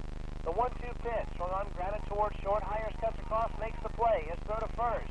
It is not in time. It's pulled Cleary off the bag. He dropped it. A run scored. It is 8-1 Evans. The scoring is a single for Michael Holder. Scoring on the play is McClatty. And the Knights lead it by 7. Grady Blanchard will be the hitter. He struck out his first time, walked his second time. The Knights are up by 7, yet Coach Holder right out there by home plate, talking to Grady Blanchard.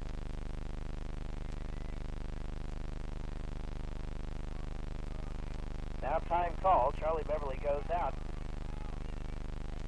It's on to Judd Hall, and that is the end of the day for Judd Hall, and Brent Johnson will be the new pitcher for the Newton County Rams. So Hall's day is finished, and Johnson will be the new pitcher. While he makes his warm-up tosses, we will take this break. Newton County Ram baseball here on WGFS AM 1430.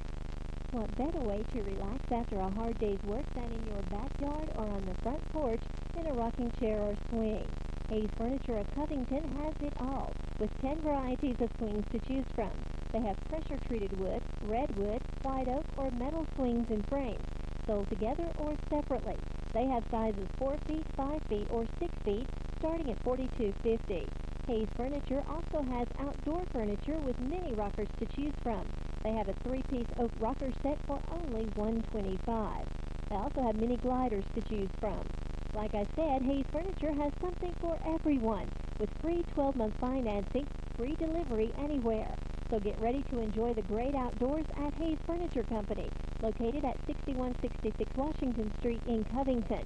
Hayes Furniture Company, 786-3737, located at 6166 Washington Street in Covington, 786-3737.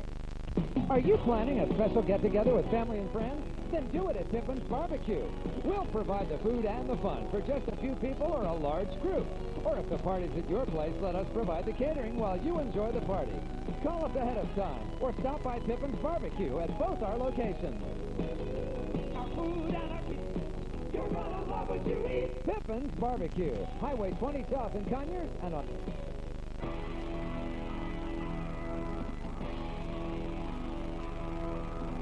50 change for the Newton County Rams here in the third inning. Your new pitcher is Brent Johnson. Judd Hall pitched 2 2/3 innings, facing 20 hitters.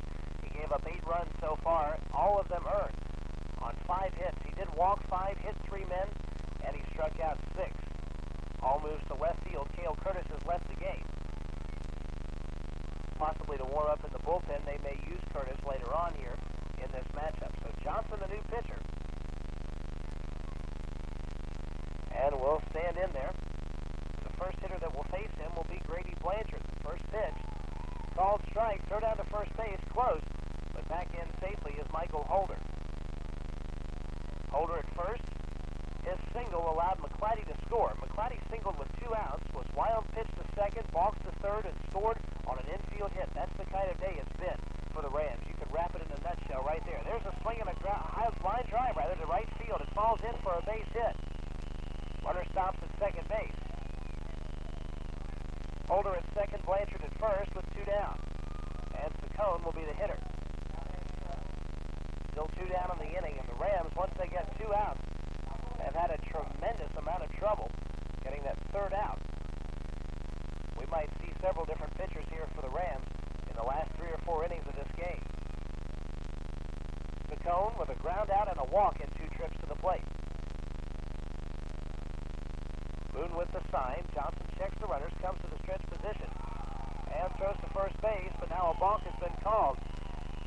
He went toward first, faked a throw over there, and you can't do that. Even though he threw it after the fake, that's a balk, putting second and third with 2 down. Second balk in the inning. 1 was called on Judd Hall and 1 on Brent Johnson. Saccone set to go now with second and third and 2 down. Johnson to the belt, and his pitch. Called strike. 0-1 the count. It was on the outside corner. Brent Johnson has thrown 5 1/3 innings this year. Has an ERA of 1.31. He's given up 1 earned run on 3 hits. He's walked 6 in those 5 innings, but he has struck out 8. The Rams did not have to use Johnson hardly at all during the regular season because their starting staff of Lance Coffin, Judd Hall, and Matt Taylor pitched mostly complete games. Pitch is a called strike outside corner. Johnson pitching around the plate. It's 0-2. Because those 3 were able to pitch so many complete games, the Rams did not have to use Johnson, Luke Allen, Matt Hires, hardly at all. And those folks now have to be used here in the state playoffs, perhaps a little cold. The 0-2. Boone tried to frame it on the outside corner, but it missed outside, 1-2.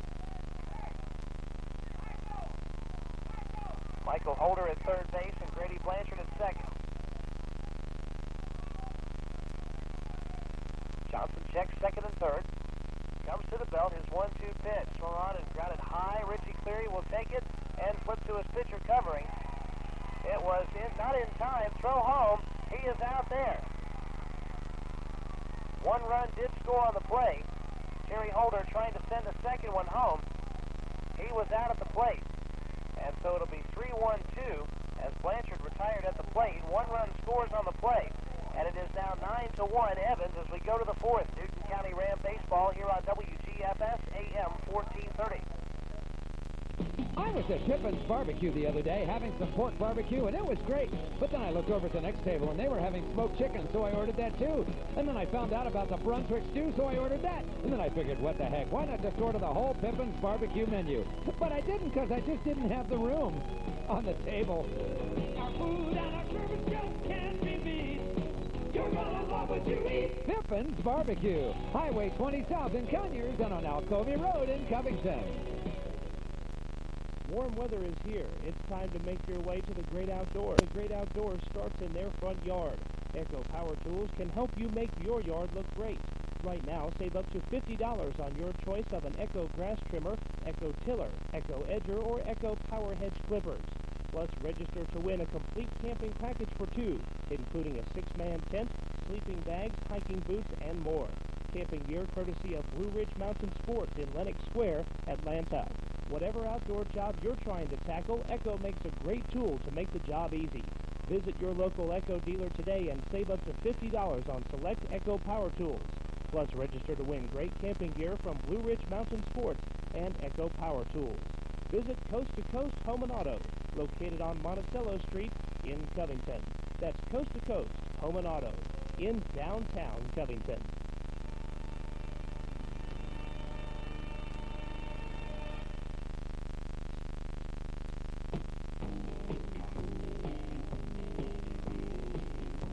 Back with not so good news from Evans High School in Evans, Georgia, just outside Augusta. The Rams trail at 9-1 here in the 4th inning, and they send to the plate in the 4th Judd Hall, also Brian Moon and Richie Cleary. 5, 6, and 7 in the order here against Grady Blanchard, and the Rams have a lot of ground to make up. They've got 4 shots to do it, and they've got to make up at least 8 runs, and that's if they hold Evans at bay for the rest of the game. Hall will be up there first, a strikeout victim his first time. The Rams have 3 hits on the game. This is the worst that the Rams have been down since the Walton game very early in the year. That was their first loss as the Rams went to 7-1. They lost that game 13-3. Hall is ready to go. The wind of the first pitch to him is swung on and grounded to short, where Ben Blanco makes the play cleanly. His throw to first is in the dirt, but dug out by Saccone for the first out. Quickly 1 out, and Brian Moon the hitter. Moon was hit by a pitch. His first time it was an 0-1 pitch that hit him on the right knee, but Moon was stranded at first base. Switch hitter bats from the left-hand side against the righty, Grady Blanchard. Blanchard has not walked a man. He has struck out 4. Winner of this series advances to the state championships. And it has been an absolutely dream season for a Newton County team that was expected maybe to contend for the region title, and that's about it. Blanchard was in his wind for the delivery, and Moon had called time and had stepped out. Now everyone has their signal straight, and the wind of the first pitch to Moon is high and outside, ball 1. Rams came out of the sub-region with 8 wins, 3 losses, and a tie. They won very dramatic 3-game series in the first 2 rounds of the state championship. They have to do it again. The 1-0 pitch high, 2-0. This is a best 2 out of 3 series. So certainly do not give up hope if the Rams lose this one, even if it's a blowout loss. The Rams come back in the second game with Matt Taylor. And then in game number 3, if they can tie it up, that would be played tomorrow at 2 o'clock. Rams might now go with Cale Curtis after the fine performance he put up on Monday. He has proven himself to be a very worthy number 3 starter. Time was called. Kerry Holder went out for just a moment and had a discussion with his pitcher, Grady Blanchard. Holder has told Blanchard all he wanted to tell him. And he goes back to the first base dugout where he is about the only person sitting. He's sitting down. 2 young ladies sitting down there, apparently the managers for the Evans Knights baseball team. Everyone else, though, standing up, and the pitch to Brian Moon swung on and lined right back at Blanchard, and he made the play cleanly for the second out. Blanchard looked what I found as the ball was hit right back up the middle, but he just for the second out. And the hitter is Richie Cleary. He flied out to the third baseman, first time up. He digs in. This game is an hour and a half old, and we've only played 3 innings. At that rate, this would be a 3.5-hour first game. That'll take the wind out of your sails if you lose it. There's a swing and a hard ground ball, but Blanchard fields it cleanly and is throw to first in time. So the Rams hit 2 of them right on the nose, but Blanchard makes the play cleanly on both of them, and the Rams go down 1-2-3 in inning number 4. We're halfway home with your score 9-1. Evans on top. Newton County Ram baseball here on WGFS AM 1430. Hey, Carl the greenskeeper here for the Hard Luck Cafe. You know, that's that little red building down by Nationwide. I like nothing better than listening to Braves baseball on WGFS Radio and eating hot wings from the Hard Luck Cafe. They've got them from that extra mild all the way up to my favorite, TNT. So why not stop by and see Randy for the best hot wings around? Or better yet, call him at 787-0421. So your wings will be ready when you get there. That's 787-0421. Charles Evans Nissan refuses to be undersold. We will meet or beat any advertised price on any in-stock unit. If you're tired of high pressure and the runaround, come to Charles Evans Nissan in Conyers. We put the fun back into buying a car. Charles Evans Nissan, located at 1420 Iris Drive in Conyers. 922-7600. That's 922-7600. Remember, Charles Evans Nissan. We won't be undersold. It's the Ace Paint Sale going on now at Mayfield Ace Hardware. 7-star flat latex house paint, $11.99 a gallon. 7-star semi-gloss latex house and trim paint, $13.98 a gallon. Lexel caulk and GE window silicone, $3.97 each, and a 9-inch roller cage, $177. That's the Ace Paint Sale going on now at Mayfield Ace Hardware, on the Square, and in Newton Plaza.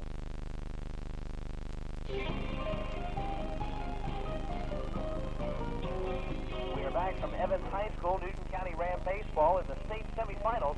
Your score is 9-1. Newton County trailing the Evans Knights thanks to a 5-run second. Evans also put 2 across in the first and 2 more in the third. Shane Pangle, the first hitter, takes the first pitch low. A ball, no strikes. Pangle will be followed by Clint Sauls and Titus Meadows, the 5th, 6th, and 7th men in the order. Evans has scored at least 1 in every inning. The 1-0 pitch, called strike, inside corner. It's a ball and a strike. In fact, Evans has put at least 2 up in each of the first 3 innings. They've had a total of 6 hits. Ram pitchers have walked 5. They have struck out 6. Johnson's wind is 1-1 pitch on the way. It is low. 2 balls, 1 strike. Johnson, a junior who started the year at first base every day, but then had a lot of trouble later in the season and was finally removed at first for Richie Cleary. Pitch is swung on and missed. Pangle took a big cut at it. It's 2 balls, 2 strikes. Johnson was nearly a 400 hitter the first half of the year, but his average fell 100 points in about 2 weeks. And Coach Beverly elected to pull Johnson out and relegate him for pitching duty. That's what he's been at the last 2-3 weeks. The 2-2, low and inside, ball 3. Nobody out here in the 4th. A full count on Shane Pangle. Another 3-2 count. Been a lot of 3-ball counts. A lot of folks have been walked in this game. Pitchers and hitters running it very deep. The 3-2 pitch. Inside, ball 4. Reaching at first is Shane Pangle to start this 4th inning. The only inning in which Evans did not have the leadoff man on was the 3rd. And now Clint Sauls will step to the plate. Hitless, but has reached base both times he's come up. He was hit by a pitch first time out, then received a base on balls his second time. First pitch to him is bunted right down the first baseline, where Johnson takes it and throws to first in time. Up by 8 runs and sacrificing is Clint Sauls. Interesting that you play for 1 run when you're leading by 8, but that's exactly what happened there. And now Titus Meadows will step to the plate 0 for 1. He's been hit by a pitch and he has struck out. Interestingly enough, both those at-bats came in the same inning. Came up his first time up with no one out. Then, later on in the inning made the third out with that strikeout. Johnson's stretch and pitch hit him. That's the second time that a ball has hit him, and it just barely grazed him. It got by Moon and back toward the screen. No call by the umpire for a couple of seconds. Finally, he said that the pitch hit Titus Meadows. That is the fourth time in this game that an Evans batter has been hit by a pitch. They've been leading into a couple of offerings, and they reach base. Pangle at second now, Meadows at first, and Ben Blanco the hitter. 0 for 2. 2 strikeouts, both of them looking. Blanco stands near the back of the box, right-handed batter. That's with an open stance. Infield in at third and first as the first pitch is high, a ball, no strikes. Allen is in anticipating a possible bunt, as is Cleary at first base. Infield plays around towards second and a little bit deep. And the pitch is high. Here's a snap throw over to first, but back in is Meadows. Moon has tried that play several times this year, and he's been successful a couple of times, having some runners who sort of fall asleep off of first. With first and second, sometimes that first base runner has a tendency to fall asleep out there. Just take a lackadaisical lead and not pay much attention. But Moon will wake that first base runner up. That 2-0 pitch, called strike on the inside corner. It's 2-1. 2 up for the Rams in the fifth inning will be Brett Johnson, Lance Coffin, and Ryan Allen, as they've got a lot of runs to score in just a couple of innings to do it. The 2-1 inside almost hit Blanco. It's 3-1. Moon goes out and talks with Johnson for just a moment. 3 balls, 1 strike to count. Perhaps they got crossed up on the signals for that pitch. Pangle and Meadows lead away from their respective bases, and the 3-1 pitch on the way. Swung on and grounded hard toward Ryan Allen. He boots it. May still have to play it first, and he does in time. But the runners move up to second and third. It's a ground out with the runners moving up, and a potential double play ball turns into a ground out with runners moving up. The Knights left fielder digs in there. Johnson pitching from the stretch, even though it's second and third. His first pitch is a called strike on the inside corner, 0-1. Johnson has done a good job of keeping the ball near the plate, throwing first pitch strikes. That's one of the keys for a pitcher. The 0-1 missing for ball 1.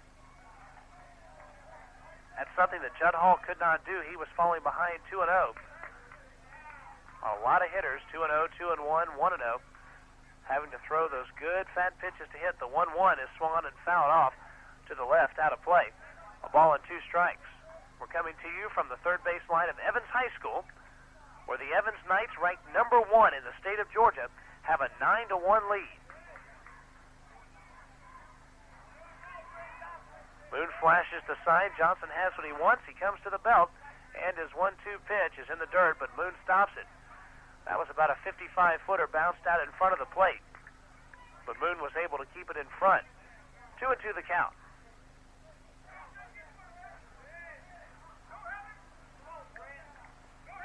Wade digs back in. Pangle from third and Meadows from second. Ball is swung on and popped up to left field. Hall is giving chase and cannot make the play. It's in foul territory, however. The count remains 2 balls and 2 strikes to the left fielder for the Evans Knights. A couple of pitchers warming up for the Rams down in the bullpen. Lance Coffin and Luke Allen, a pair of right-handers, are warming up. Allen, a sophomore, the brother of third baseman Sam Allen, and Lance Coffin is a junior and is likely to be the ace of this Ram staff next year. Johnson has a 2-2 count here on Jake Way with second and third, and 2 down in the fourth inning. Johnson trying to hold Evans scoreless for the first time in this game. The stretch and the 2-2 pitch in the dirt, but Moon stops it and keeps it in front. The count runs full, 3-2.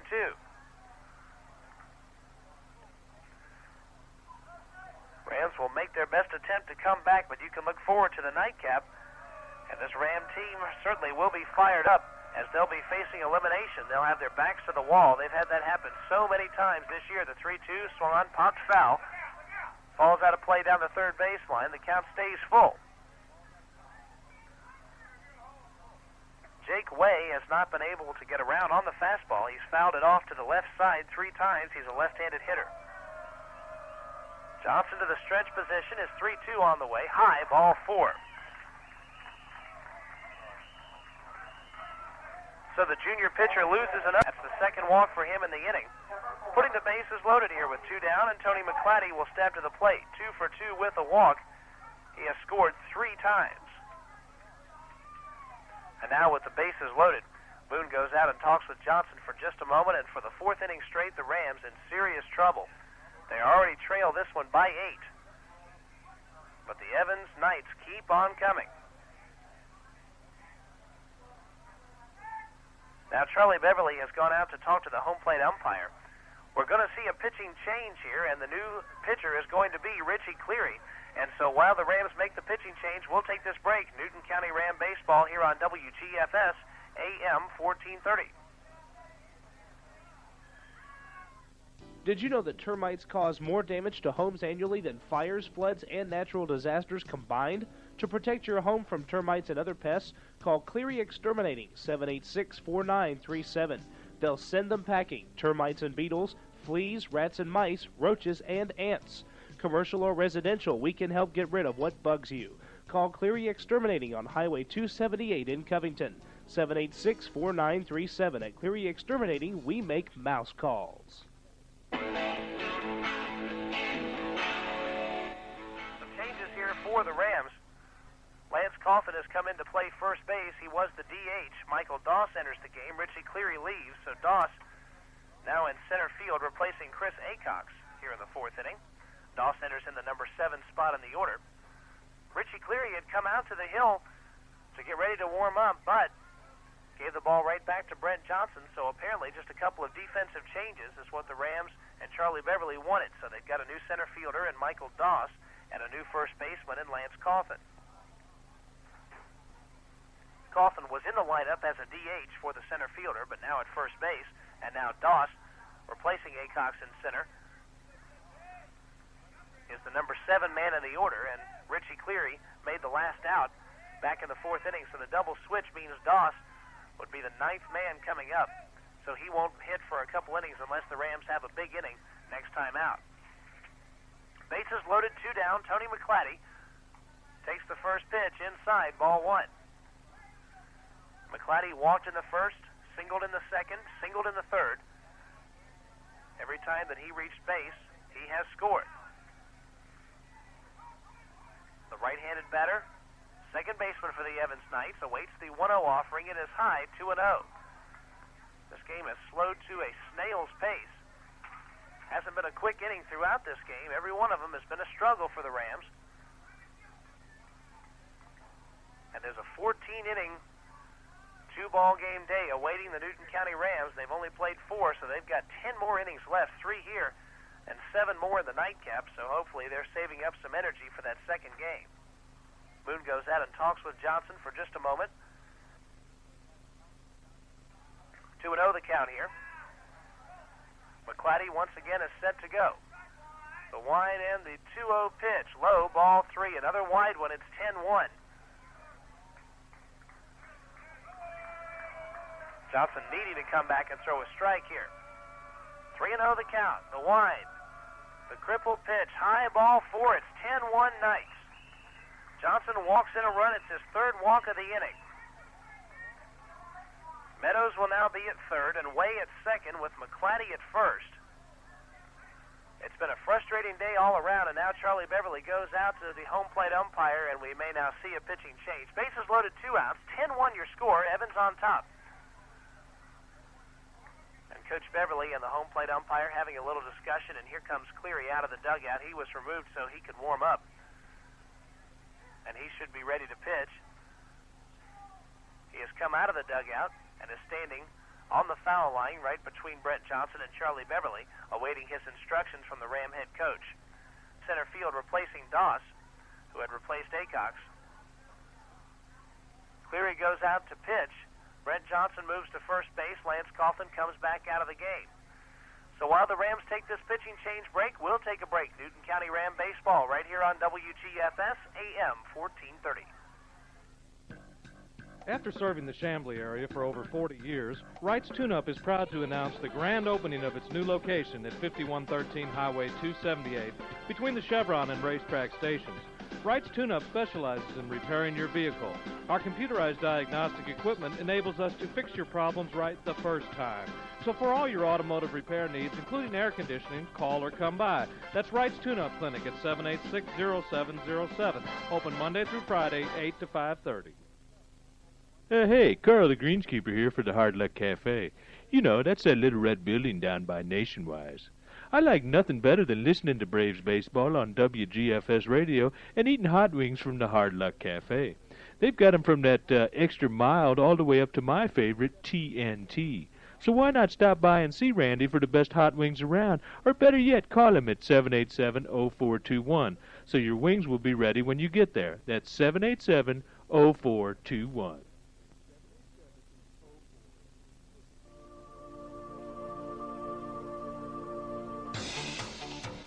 Cleary is your new pitcher for the Newton County Rams. We're still sorting out in the batting order where all these folks are. Chris Acox has come back into play in center field and likely would be in the number 7 spot. So Cleary now in the 9 spot replaces Lance Coffin, who leads the game. He was playing first base. After starting the game as a DH, Brent Johnson, the pitcher, moves to first base, a position which he played most of the first half of the year. So the Rams come back with what might be their best defensive core right now, with Johnson at first. Richie Cleary on the year with an ERA of 3.18 in 11 innings. He's given up 11 hits. He's walked 7 and struck out 11. Bases loaded, 2 outs. Michael Holder will be the batter. And the first pitch is a ball high, 1-0. Holder has doubled and singled and been hit by a pitch, and each of those times he's come around to score runs. The runners lead from every base and the 1-0 pitch, and it hit him. It was an inside pitch. It hit Holder on the right ankle. A run scores. It's now 11-1. The Evans Knights on top. Another man has been hit by a pitch. The second time in this inning that has happened. The 5th time in the game that a man has been hit by a pitch. In fact, that's the second time that Holder has been hit by a pitch. Evans has almost as many hits as they have hit batsmen. In fact, if Ram pitching hits one more hitter, they'll be even. Evans has 6 base knocks. 5 men have been hit by pitches. There have been a ton of walks, so as well. 7 walks by Ram pitchers. Make that 8. And Cleary hits Michael Holder, and the Rams trail it by 10. Terry Holder and the dugout coach and the first base coach talking with the home plate and second base umpires. And a pitch runner has been inserted at first base.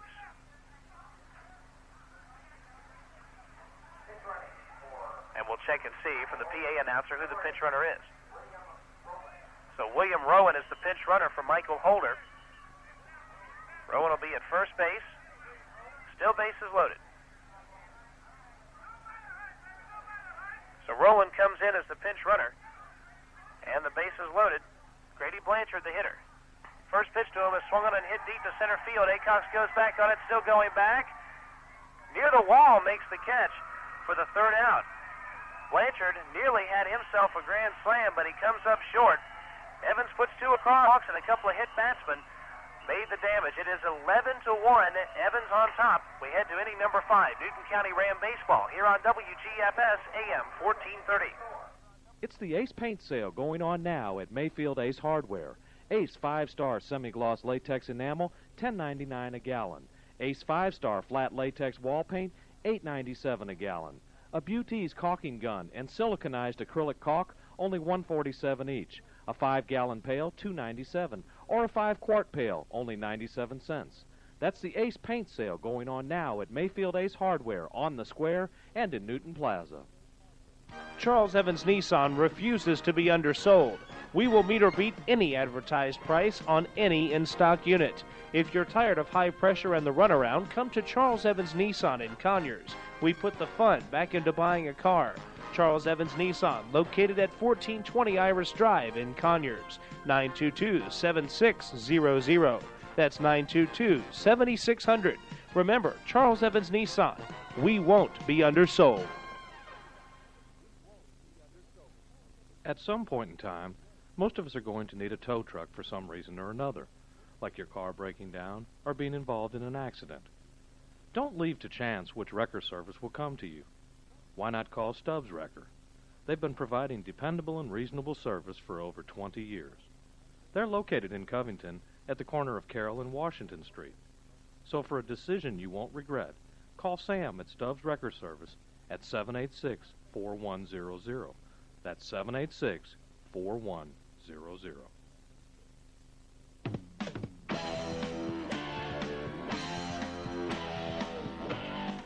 We are back, fifth inning from Evans High School near Augusta, Georgia. And leading it off for the Rams will be Brent Johnson. He'll be followed by Richie Cleary and Ryan Allen, the 8th, 9th, and 1st spots in the order. Grady Blanchard out there goes into his wind, and his first pitch is a called strike on the inside corner. It's 0-1. There could be a 10-run rule. We are checking to see if there is a 10-run rule. If that's the case and the Rams don't score here, this game would be over. Called strike to Johnson, 0-2 now the count. That pitch right at the knees.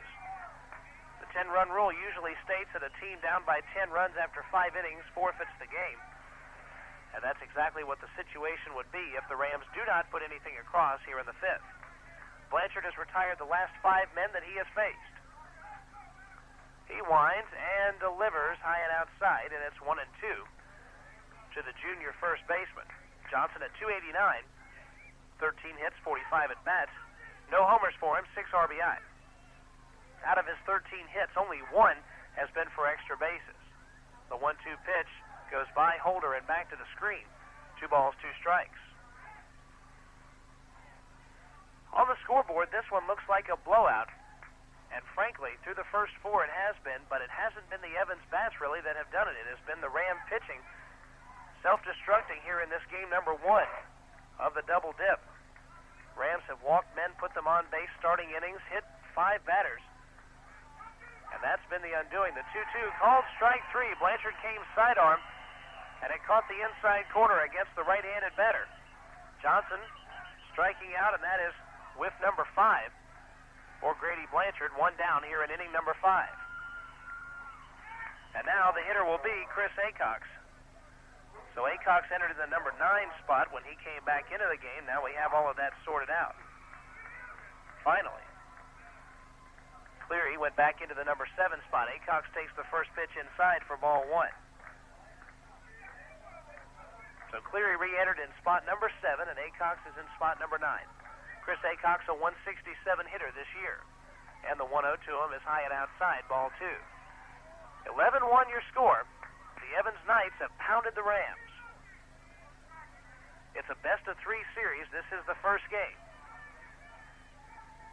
Left-handed batter, a senior. Low, ball 3. Acox has been good at drawing the base on balls this year. Gives him a .536 on base average despite the low batting average. The wind, the 3-0 pitch, taking a strike on the inside corner, 3-1.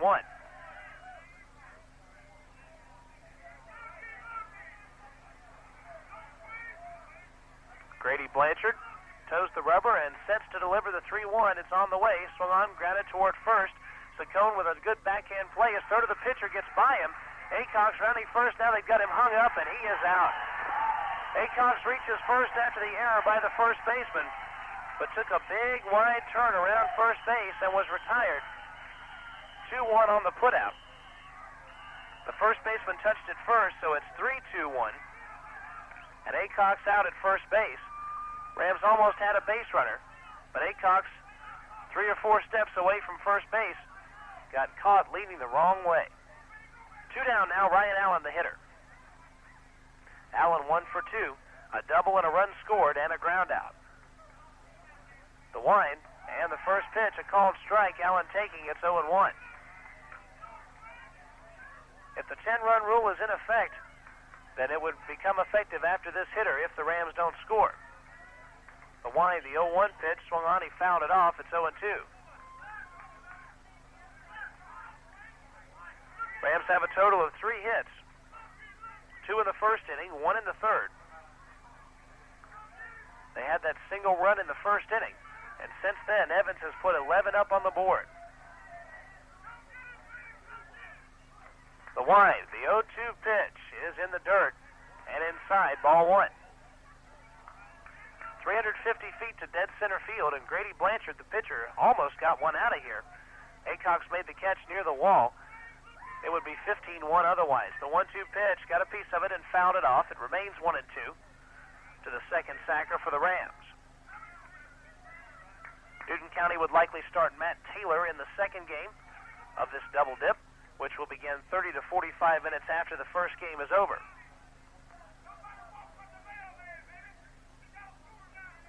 One and two the count. Here's the wind and the 1-2 pitch, a changeup low, and it's 2-2. Action in the Evans bullpen as a right-hander is warming up for the Knights. Here comes the wind and the 2-2 pitch. It is over the catcher's head and back to the screen. Blanchard let loose a wild one there, 3-2. So Allen, who was in a hole here 0-2, now battles back for the full count. Matt Hires on deck, a single his last time. He also stole second base, but was stranded there after Blanchard came back to strike out Lance Shannon and Sam Allen. Allen is set to go. The wind and the payoff pitch, high ball 4. So a runner at first for the Rams with 2 down. They trail it by 10, so you're not likely to see a whole lot of action with 2 down in the inning over there at first base.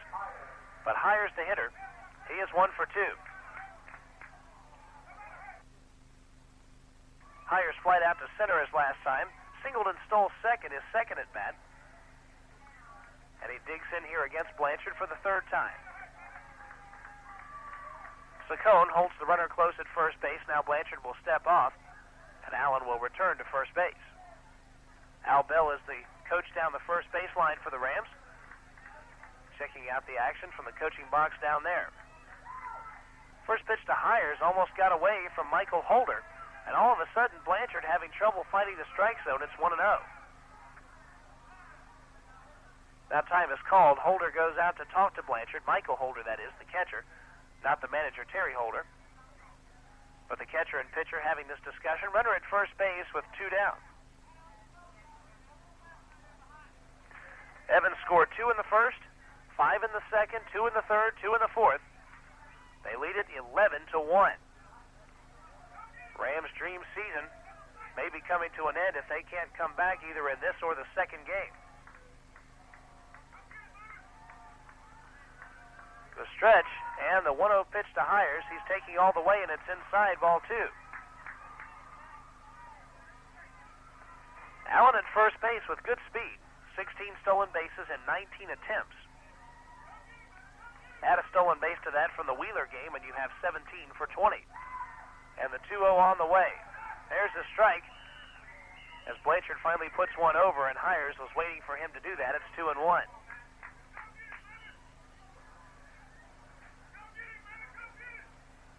Michael Holder gets the sign from the first base dugout and relays it to Blanchard as Allen leads away. To the belt and the 2-1. Another called strike at the knees inside corner. Hires did not think so. It's 2-2. So Blanchard has come back here to even the count against the Newton County shortstop. The lights will be on at Evans High School in about an hour and a half to 2 hours from now, sometime during the nightcap of this doubleheader. The stretch, the 2-2 pitch, swung on and popped up into left center field. Coming over his way, he makes the catch, and that is the third out.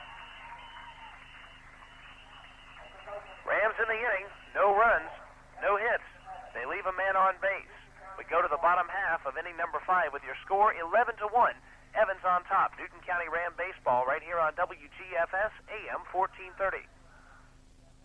Did you know that termites cause more damage to homes annually than fires, floods, and natural disasters combined? To protect your home from termites and other pests, call Cleary Exterminating, 786-4937. They'll send them packing. Termites and beetles, fleas, rats and mice, roaches, and ants. Commercial or residential, we can help get rid of what bugs you. Call Cleary Exterminating on Highway 278 in Covington, 786-4937. At Cleary Exterminating, we make mouse calls. Are you planning a special get-together with family and friends? Then do it at Pippen's Barbecue. We'll provide the food and the fun for just a few people or a large group. Or if the party's at your place, let us provide the catering while you enjoy the party. Call us ahead of time or stop by Pippen's Barbecue at both our locations. Our food and our service just can't be beat. You're gonna love what you eat. Pippen's Barbecue, Highway 20 South in Conyers and on Alcovey Road in Covington. And the answer is Benton's Welding Supplies. The question is, where can I get propane tanks refilled? That's right, Benton's Welding Supplies, located at 8163 Highway 278 in Covington, is your local dealer for oxygen and welding supplies. They also have any type of gas you may need, including propane, helium, and CO2. So for the right answer to your question, call Benton's Welding Supplies at 786-3424. That's 786-3424.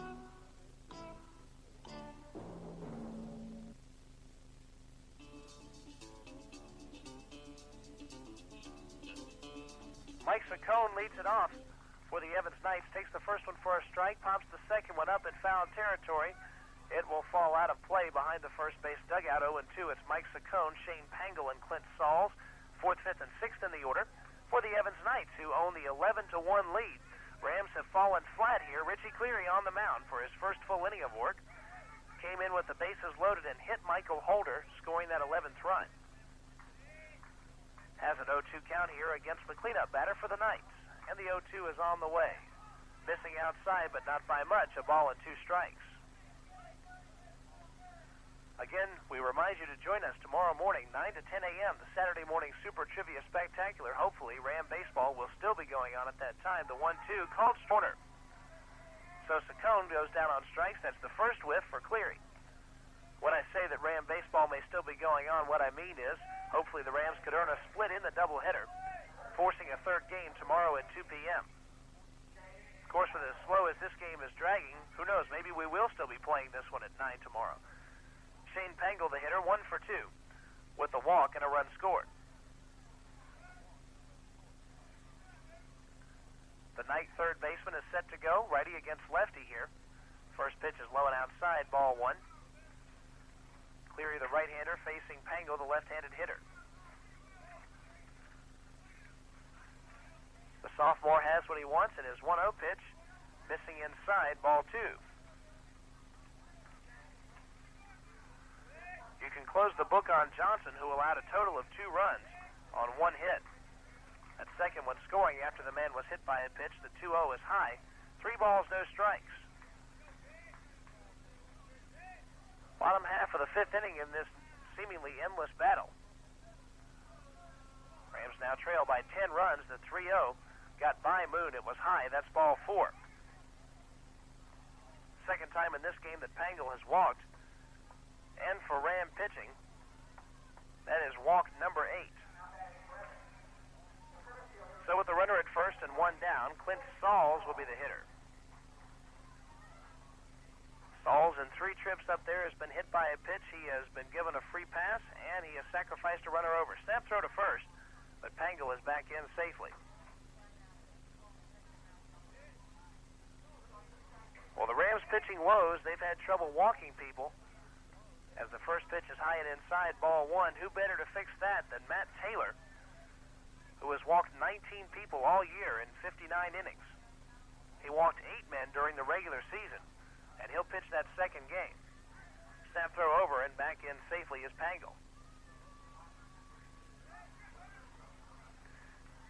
The only person in this Evans Knight order who has not reached base at least once is Ben Blanco, the number 8 man. There's a swing and a miss.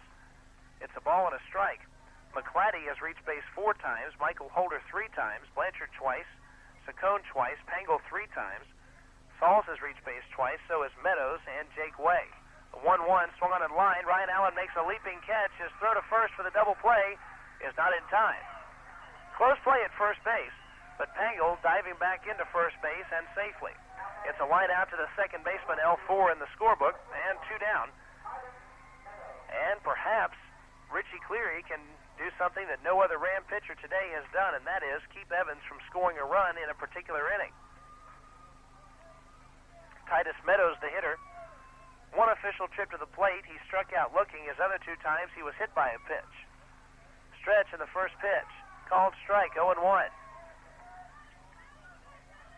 So Cleary has not allowed a hit since coming in. The Knights still with only 6 base hits. But they have certainly used them, plus the Ram walks to their advantage. To the belt, and the pitch swung on and popped up into right field where Shannon waits. He's under it and makes the play. And for the first time in this game, Evans goes down. No runs, no hits, and a runner left on base. 6th inning coming up with your score 11-1. Evans on top. Newton County Ram baseball right here on WGFS AM 1430. I was at Pippin's Barbecue the other day having some pork barbecue, and it was great. But then I looked over at the next table, and they were having smoked chicken, so I ordered that too. And then I found out about the Brunswick stew, so I ordered that. And then I figured, what the heck, why not just order the whole Pippin's Barbecue menu? But I didn't, because I just didn't have the room on the table. Our food and our service just can't be beat. You're gonna love what you eat. Pippin's Barbecue, Highway 20 South in Conyers and on Alcovey Road in Covington.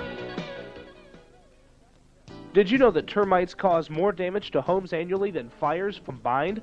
To protect your home from termites and other pests, call Cleary Exterminating 780. Send them packing. Termites and beetles, fleas, rats and mice, roaches and ants.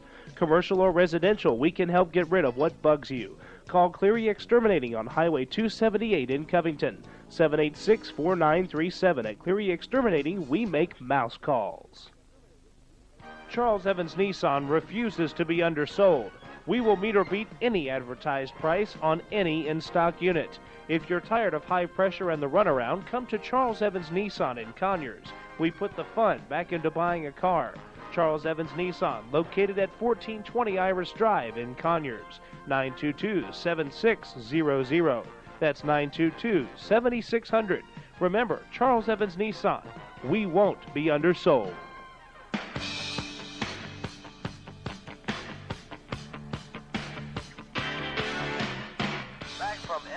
In Evans, Georgia, the Rams send the 3, 4, and 5 spots to the plate with lots of ground to make up. They trail this one 11-1. Shannon, Sam Allen, and Judd Hall, the next 3, due up. Shannon takes a pitch on the inside corner for strike 1. In 2 trips to the plate, he has doubled and struck out looking. Shannon digs in. Blanchard's winded pitch is low. A ball and a strike. Despite the 10-run lead, the Evans Knights players still standing up, cheering on their defense and their pitcher, Grady Blanchard, who has gone the entire way. Here's the 1-1, swung on and popped up into left field. Way cut one way, now cut back the other, and the center fielder, Clint Sauls, makes the catch for the first out. That ball looked like it was going to be hit to left field. Once the ball leaves the bat, it's tough to see it from this vantage point. It looked like it was going to left field, but it ended up in center field where Clint Sauls made the catch. Sam Allen stepping to the plate 0 for 2 with a pair of strikeouts. The right-hander digs in, ready to go.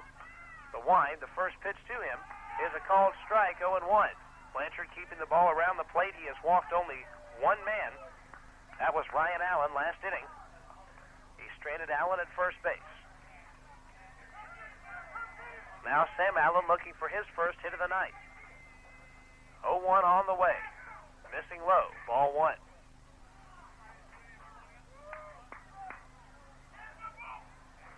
The Evans Knights with a sweep of coffee and a 3-game victory over Windsor Forest, moving into the semifinals. They beat Windsor Forest 9-0 in the first game, but lost 5-1 in the second game. The 1-1 pitch low and outside, 2-1. Sam Allen digging in. Ram third sacker ready to go. 2-1 the count to him. Here's the 2-1 on the way. Swung on and hit hard to right center field. Going back on it, Sauls and Meadows. Sauls now makes the play in right center field. For the second out, Allen gave it a good ride, but Sauls was able to haul it down. And with 2 down now, Judd Hall, the hitter, 0 for 2, a strikeout and a ground out in 2 appearances. That strikeout came in the first inning with the runner at third base, and the ground out opened up the fourth.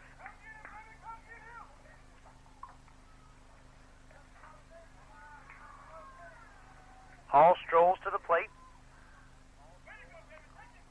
slow to a very leisurely pace. The wind, first pitch to Hall, is inside, ball one. Pitch was also just a little bit high. Charlie Beverly will have some talking to do to this Newton County team after this one is over. The 1-0 pitch on the way. Called strike on the outside corner. It's 1-1.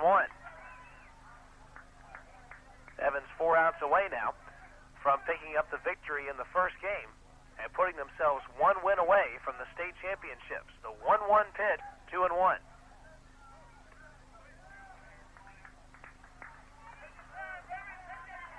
The flag here at Evans High School, the American flag out in right field. Flying below full mast, the 2-1, a called strike on the outside corner, 2-2. Of course, the flags at every ballpark at half mast for the next month because of the passing of Richard Nixon, which happened a couple of weeks ago. Blanchard goes into his wind, the 2-2 pitch. It was a sidearm delivery, swung on, grounded up the middle, fielded by McClatty at second base. And he's just going to put it in his back pocket. It's a base hit for Hall.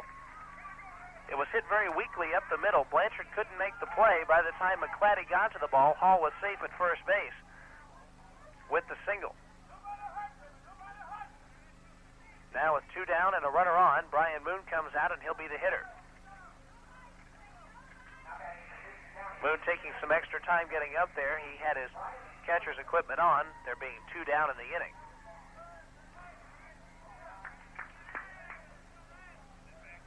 Moon bats from the left-hand side here against the righty, Grady Blanchard. Moon digs in as Hall leads away from first base, being held on by Mike Saccone. Blanchard to the belt.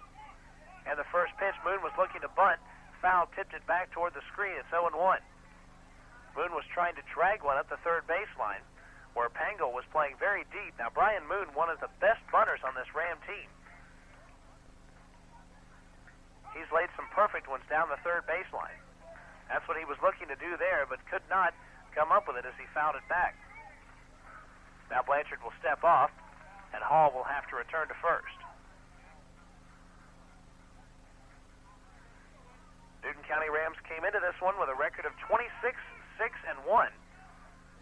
Region champions, and moving into the semifinals of the state tournament as the 0-1 pitch is high, 1-1. And once you make it this far, certainly very quality baseball will be played, but the Rams haven't played a lot of quality ball in this first game. They fell behind early, and the psychology of it got to them in the middle innings as Evans drove the scoreboard higher and higher, making it now 11-1. The 1-1 pitch swung on and popped up, foul territory. Catcher Michael Holder gives chase.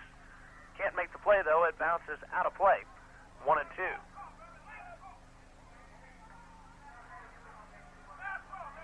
Evans 4 outs away from victory, and in between games, might be worth your while to drop by the Hard Luck Cafe down by Nationwide on Highway 278, get some hot wings, and come back and be ready for a very exciting nightcap, I promise it. Rams will play a much better second game here against the Knights, and you'll want to have some hot wings from the Hard Luck Cafe as you're listening to us on WGFS, and we appreciate you tuning in. This is the Rams' 34th game and our 34th broadcast of the year. The 1-2 pitch swung on and popped up into shallow left center. Right in between 3 people, it falls in for a hit. Now Hall leads way away from second, finally gets back in. As the throw comes in, it's a single for Moon. Hit it in no man's land, right in between Jake Way, the left fielder, Clint Sauls, the center fielder, and Ben Blanco, the shortstop. Richie Cleary will be the hitter. Time is called. The Ram head coach, Charlie Beverly, walking toward the dugout. There may be a switch of some kind on here. Moon comes out, and Matt Easterday goes in. Easterday will pinch run, the freshman going in at first base. Runners at first and second here with 2 down in the 6th.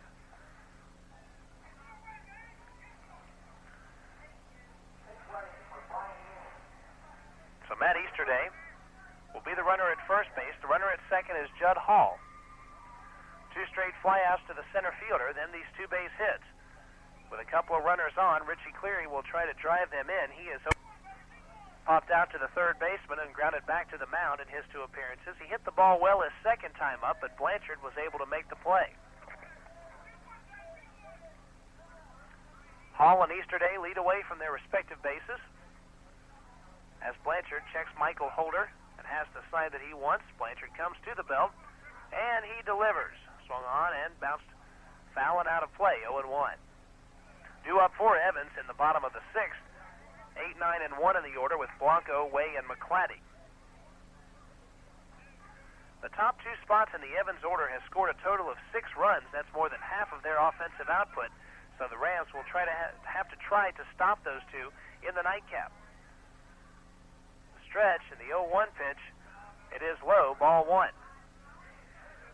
This day started for the Rams very, very early. They left Newton County about 9 a.m. Took a special coach liner up here. Arrived about 12, checked into their rooms, then got here to take their warm-ups about 2 o'clock. The 1-1 pitch is in the dirt, 2-1, so it definitely has been a long day. And the Rams have at least 8 more innings of baseball left to go today. And if they can tie it up by picking up a victory in the nightcap, they'll play another 7 innings tomorrow after spending the night up here in Augusta, Georgia. The stretch, the 2-1 pitch, swung on and popped up. Saccone, the first baseman, gets under it, and he makes the play for the third out. No runs for the Rams, 2 hits. They leave a couple of men on base. Bottom of the sixth, with your score 11-1, the Evans Knights lead it. Newton County Ram baseball here on WGFS AM 1430. It's the Ace paint sale going on now at Mayfield Ace Hardware. Ace 5-star flat latex house paint, $9.97 a gallon. Ace interior, exterior premium spray enamel, $177.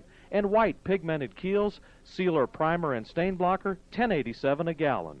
That's the Ace paint sale going on now at Mayfield Ace Hardware on the Square and in Newton Plaza.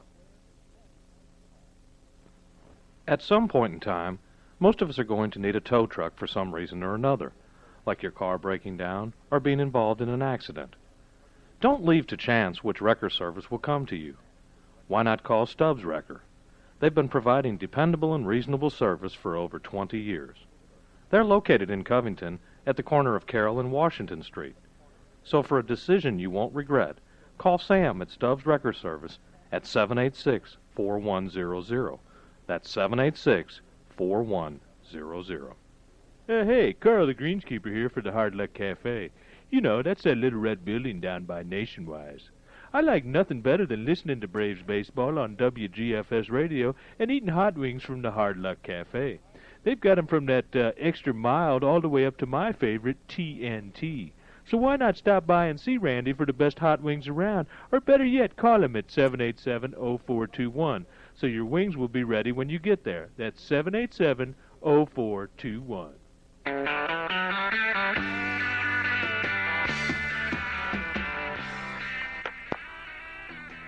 We're back from Evans High School. Ben Blanco leads it off. First man takes the first pitch for a strike from Richie Cleary. 0-1. Cleary out there for his second full inning. Facing Ben Blanco, Jake Way, and Tony McClatty. After the 8 and 9 spots, Evans moves back to the top of the order. If you're just tuning in, well, you haven't missed a whole lot. 11-1 is your score. There's a called strike, 0-2. Of course, if you're an Evans Knights fan, of course, you've missed it quite a bit, as they scored 11 runs in their first 4 innings. Rams finally held them scoreless for the first time in inning number 5. Cleary looks at his catcher, Brian Moon, and has the sign that he wants. Here's the wide, the 0-2 pitch, just missing outside, 1-2.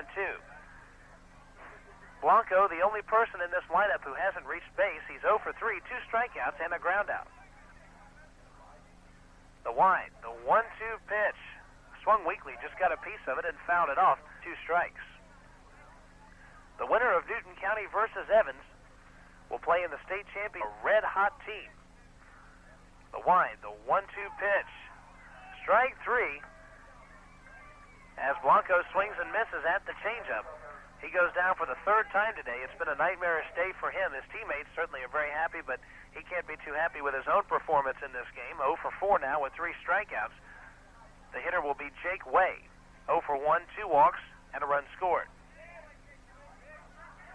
Cleary goes into the wide, his first pitch away, a called strike, 0-1.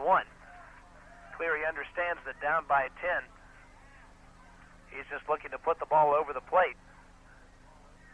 Let his defense do the rest, and hopefully get the Rams up in the 7th with some runs. The pitch is low, a ball and 1 strike.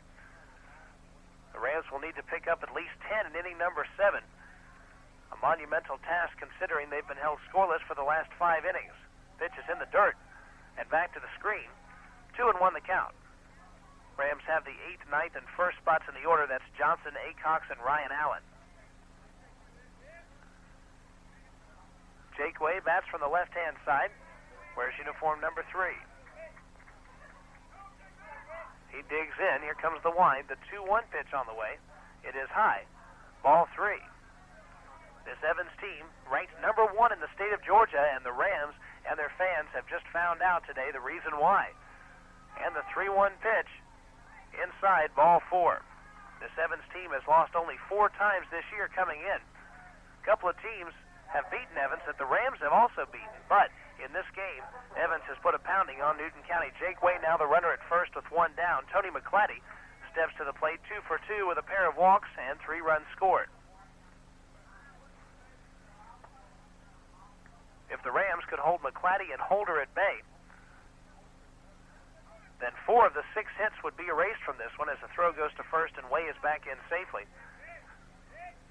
And 6 of the 11 runs would also be gone. There's a called strike to McClatty on the inside corner, 0-1.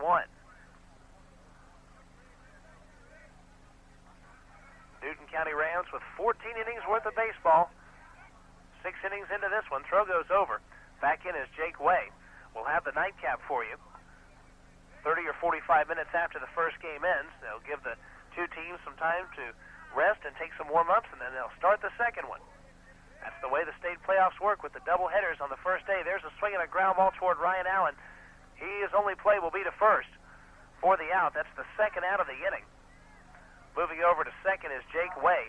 Allen had to charge toward first base as McClatty bounced that one right off the plate and very weakly hit. Allen had to come way in and way over toward first base. Johnson was covering the bag, and Allen was probably 10 feet away from him when he threw the ball to first. With the runner at second now with 2 down, Michael Holder will step up. Holder 2 for 2. He's reached base every time up. And he's come across 3 times with runs. First pitch to him, a curveball for a strike, 0-1.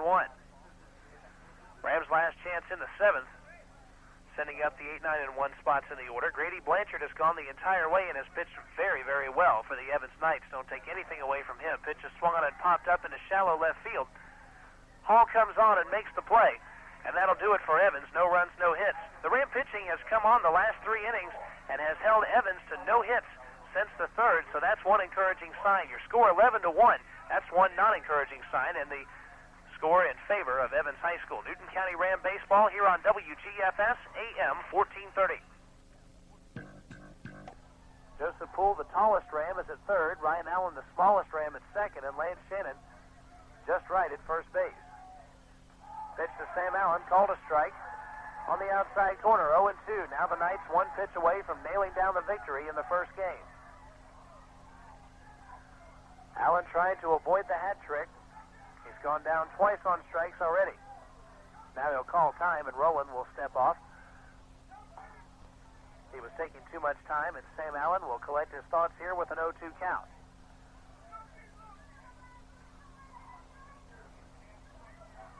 Holder gives the sign.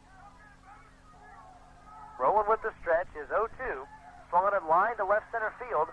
Sauls waits and makes the play for the 3rd out, and the merciful end to game 1 of this double dip. Your final score is Evans 11, Newton County 1, and we're going to be back to wrap up your details right after this. Newton County Ram baseball here on WGFS AM 1430. It's the Ace Paint Sale going on now at Mayfield Ace Hardware. 7-star flat latex house paint, $11.99 a gallon. 7-star semi-gloss latex house and trim paint, $13.98 a gallon. Lexel caulk and GE window silicone, $3.97 each, and a 9-inch roller cage, $177. That's the Ace Paint Sale going on now at Mayfield Ace Hardware on the Square and in Newton Plaza. Charles Evans Nissan refuses to be undersold. We will meet or beat any advertised price on any in-stock unit. If you're tired of high pressure and the runaround, come to Charles Evans Nissan in Conyers. We put the fun back into buying a car. Charles Evans Nissan, located at 1420 Iris Drive in Conyers. 922-7600. That's 922-7600. Remember, Charles Evans Nissan. We won't be undersold. Did you know that termites cause more damage to homes annually than fires, floods, and natural disasters combined? To protect your home from termites and other pests, call Cleary Exterminating, 786-4937. They'll send them packing, termites and beetles, fleas, rats and mice, roaches, and ants. Commercial or residential, we can help get rid of what bugs you. Call Cleary Exterminating on Highway 278 in Covington, 786-4937. At Cleary Exterminating, we make mouse calls. Warm weather is here. It's time to make your way to the great outdoors. And for homeowners, the great outdoors starts in their front yard. Echo Power Tools can help you make your yard look great. Right now, save up to $50 on your choice of an Echo grass trimmer, Echo tiller, Echo edger, or Echo power hedge clippers. Plus, register to win a complete camping package for two, including a 6-man hiking boots and more. Camping gear courtesy of Blue Ridge Mountain Sports in Lenox Square, Atlanta. Whatever outdoor job you're trying to tackle, Echo makes a great tool to make the job easy. Visit your local Echo dealer today and save up to $50 on select Echo power tools. Plus, register to win great camping gear from Blue Ridge Mountain Sports and Echo Power Tools. Visit Coast to Coast Home and Auto, located on Monticello Street in Covington. That's Coast to Coast Home and Auto in downtown Covington.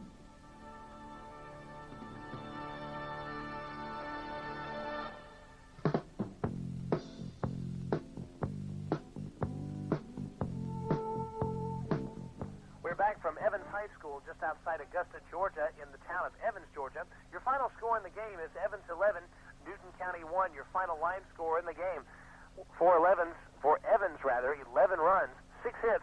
They had 1 error. They left 8 men on base. Your winning pitcher is Grady Blanchard, who pitched the full 6 innings, was relieved in the 7th. He faced 25 men, giving up a run on 5 hits. He walked 1 and struck out 5. Your final totals for Newton County, a run on 6 hits, 1 error. They left 8 men on base. The losing pitcher in this one, Judd Hall, and in 2 2/3 innings, he had a tremendous amount of trouble, walking 5, giving up 8 runs, all of them earned on 5 hits. He struck out 6. And the Rams, in about 30 to 45 minutes, will play in the nightcap of this doubleheader. They'll play against the Evans Knights with their backs to the wall, a loss in the Newton County Rams season that has been such a dream for all of the folks in Covington would be over. But if they win tonight, then they will take on Evans tomorrow at 2. In the rubber game of the 3-game set. So you've got to hope for a victory in that second game. Matt Taylor will be the likely starter for the Newton County Rams. Well, we'll be back with you in about 30 to 45 minutes. They say here that the estimated starting time is 7:15, so we'll be speaking to you about that time. And for executive producers Susan Fuller, Chris Elder, and Brian Chrisman, and a cast of thousands, Kevin Holden, from just outside Augusta, your final score, Evans 11, Newton County 1. We'll see you in 30 minutes.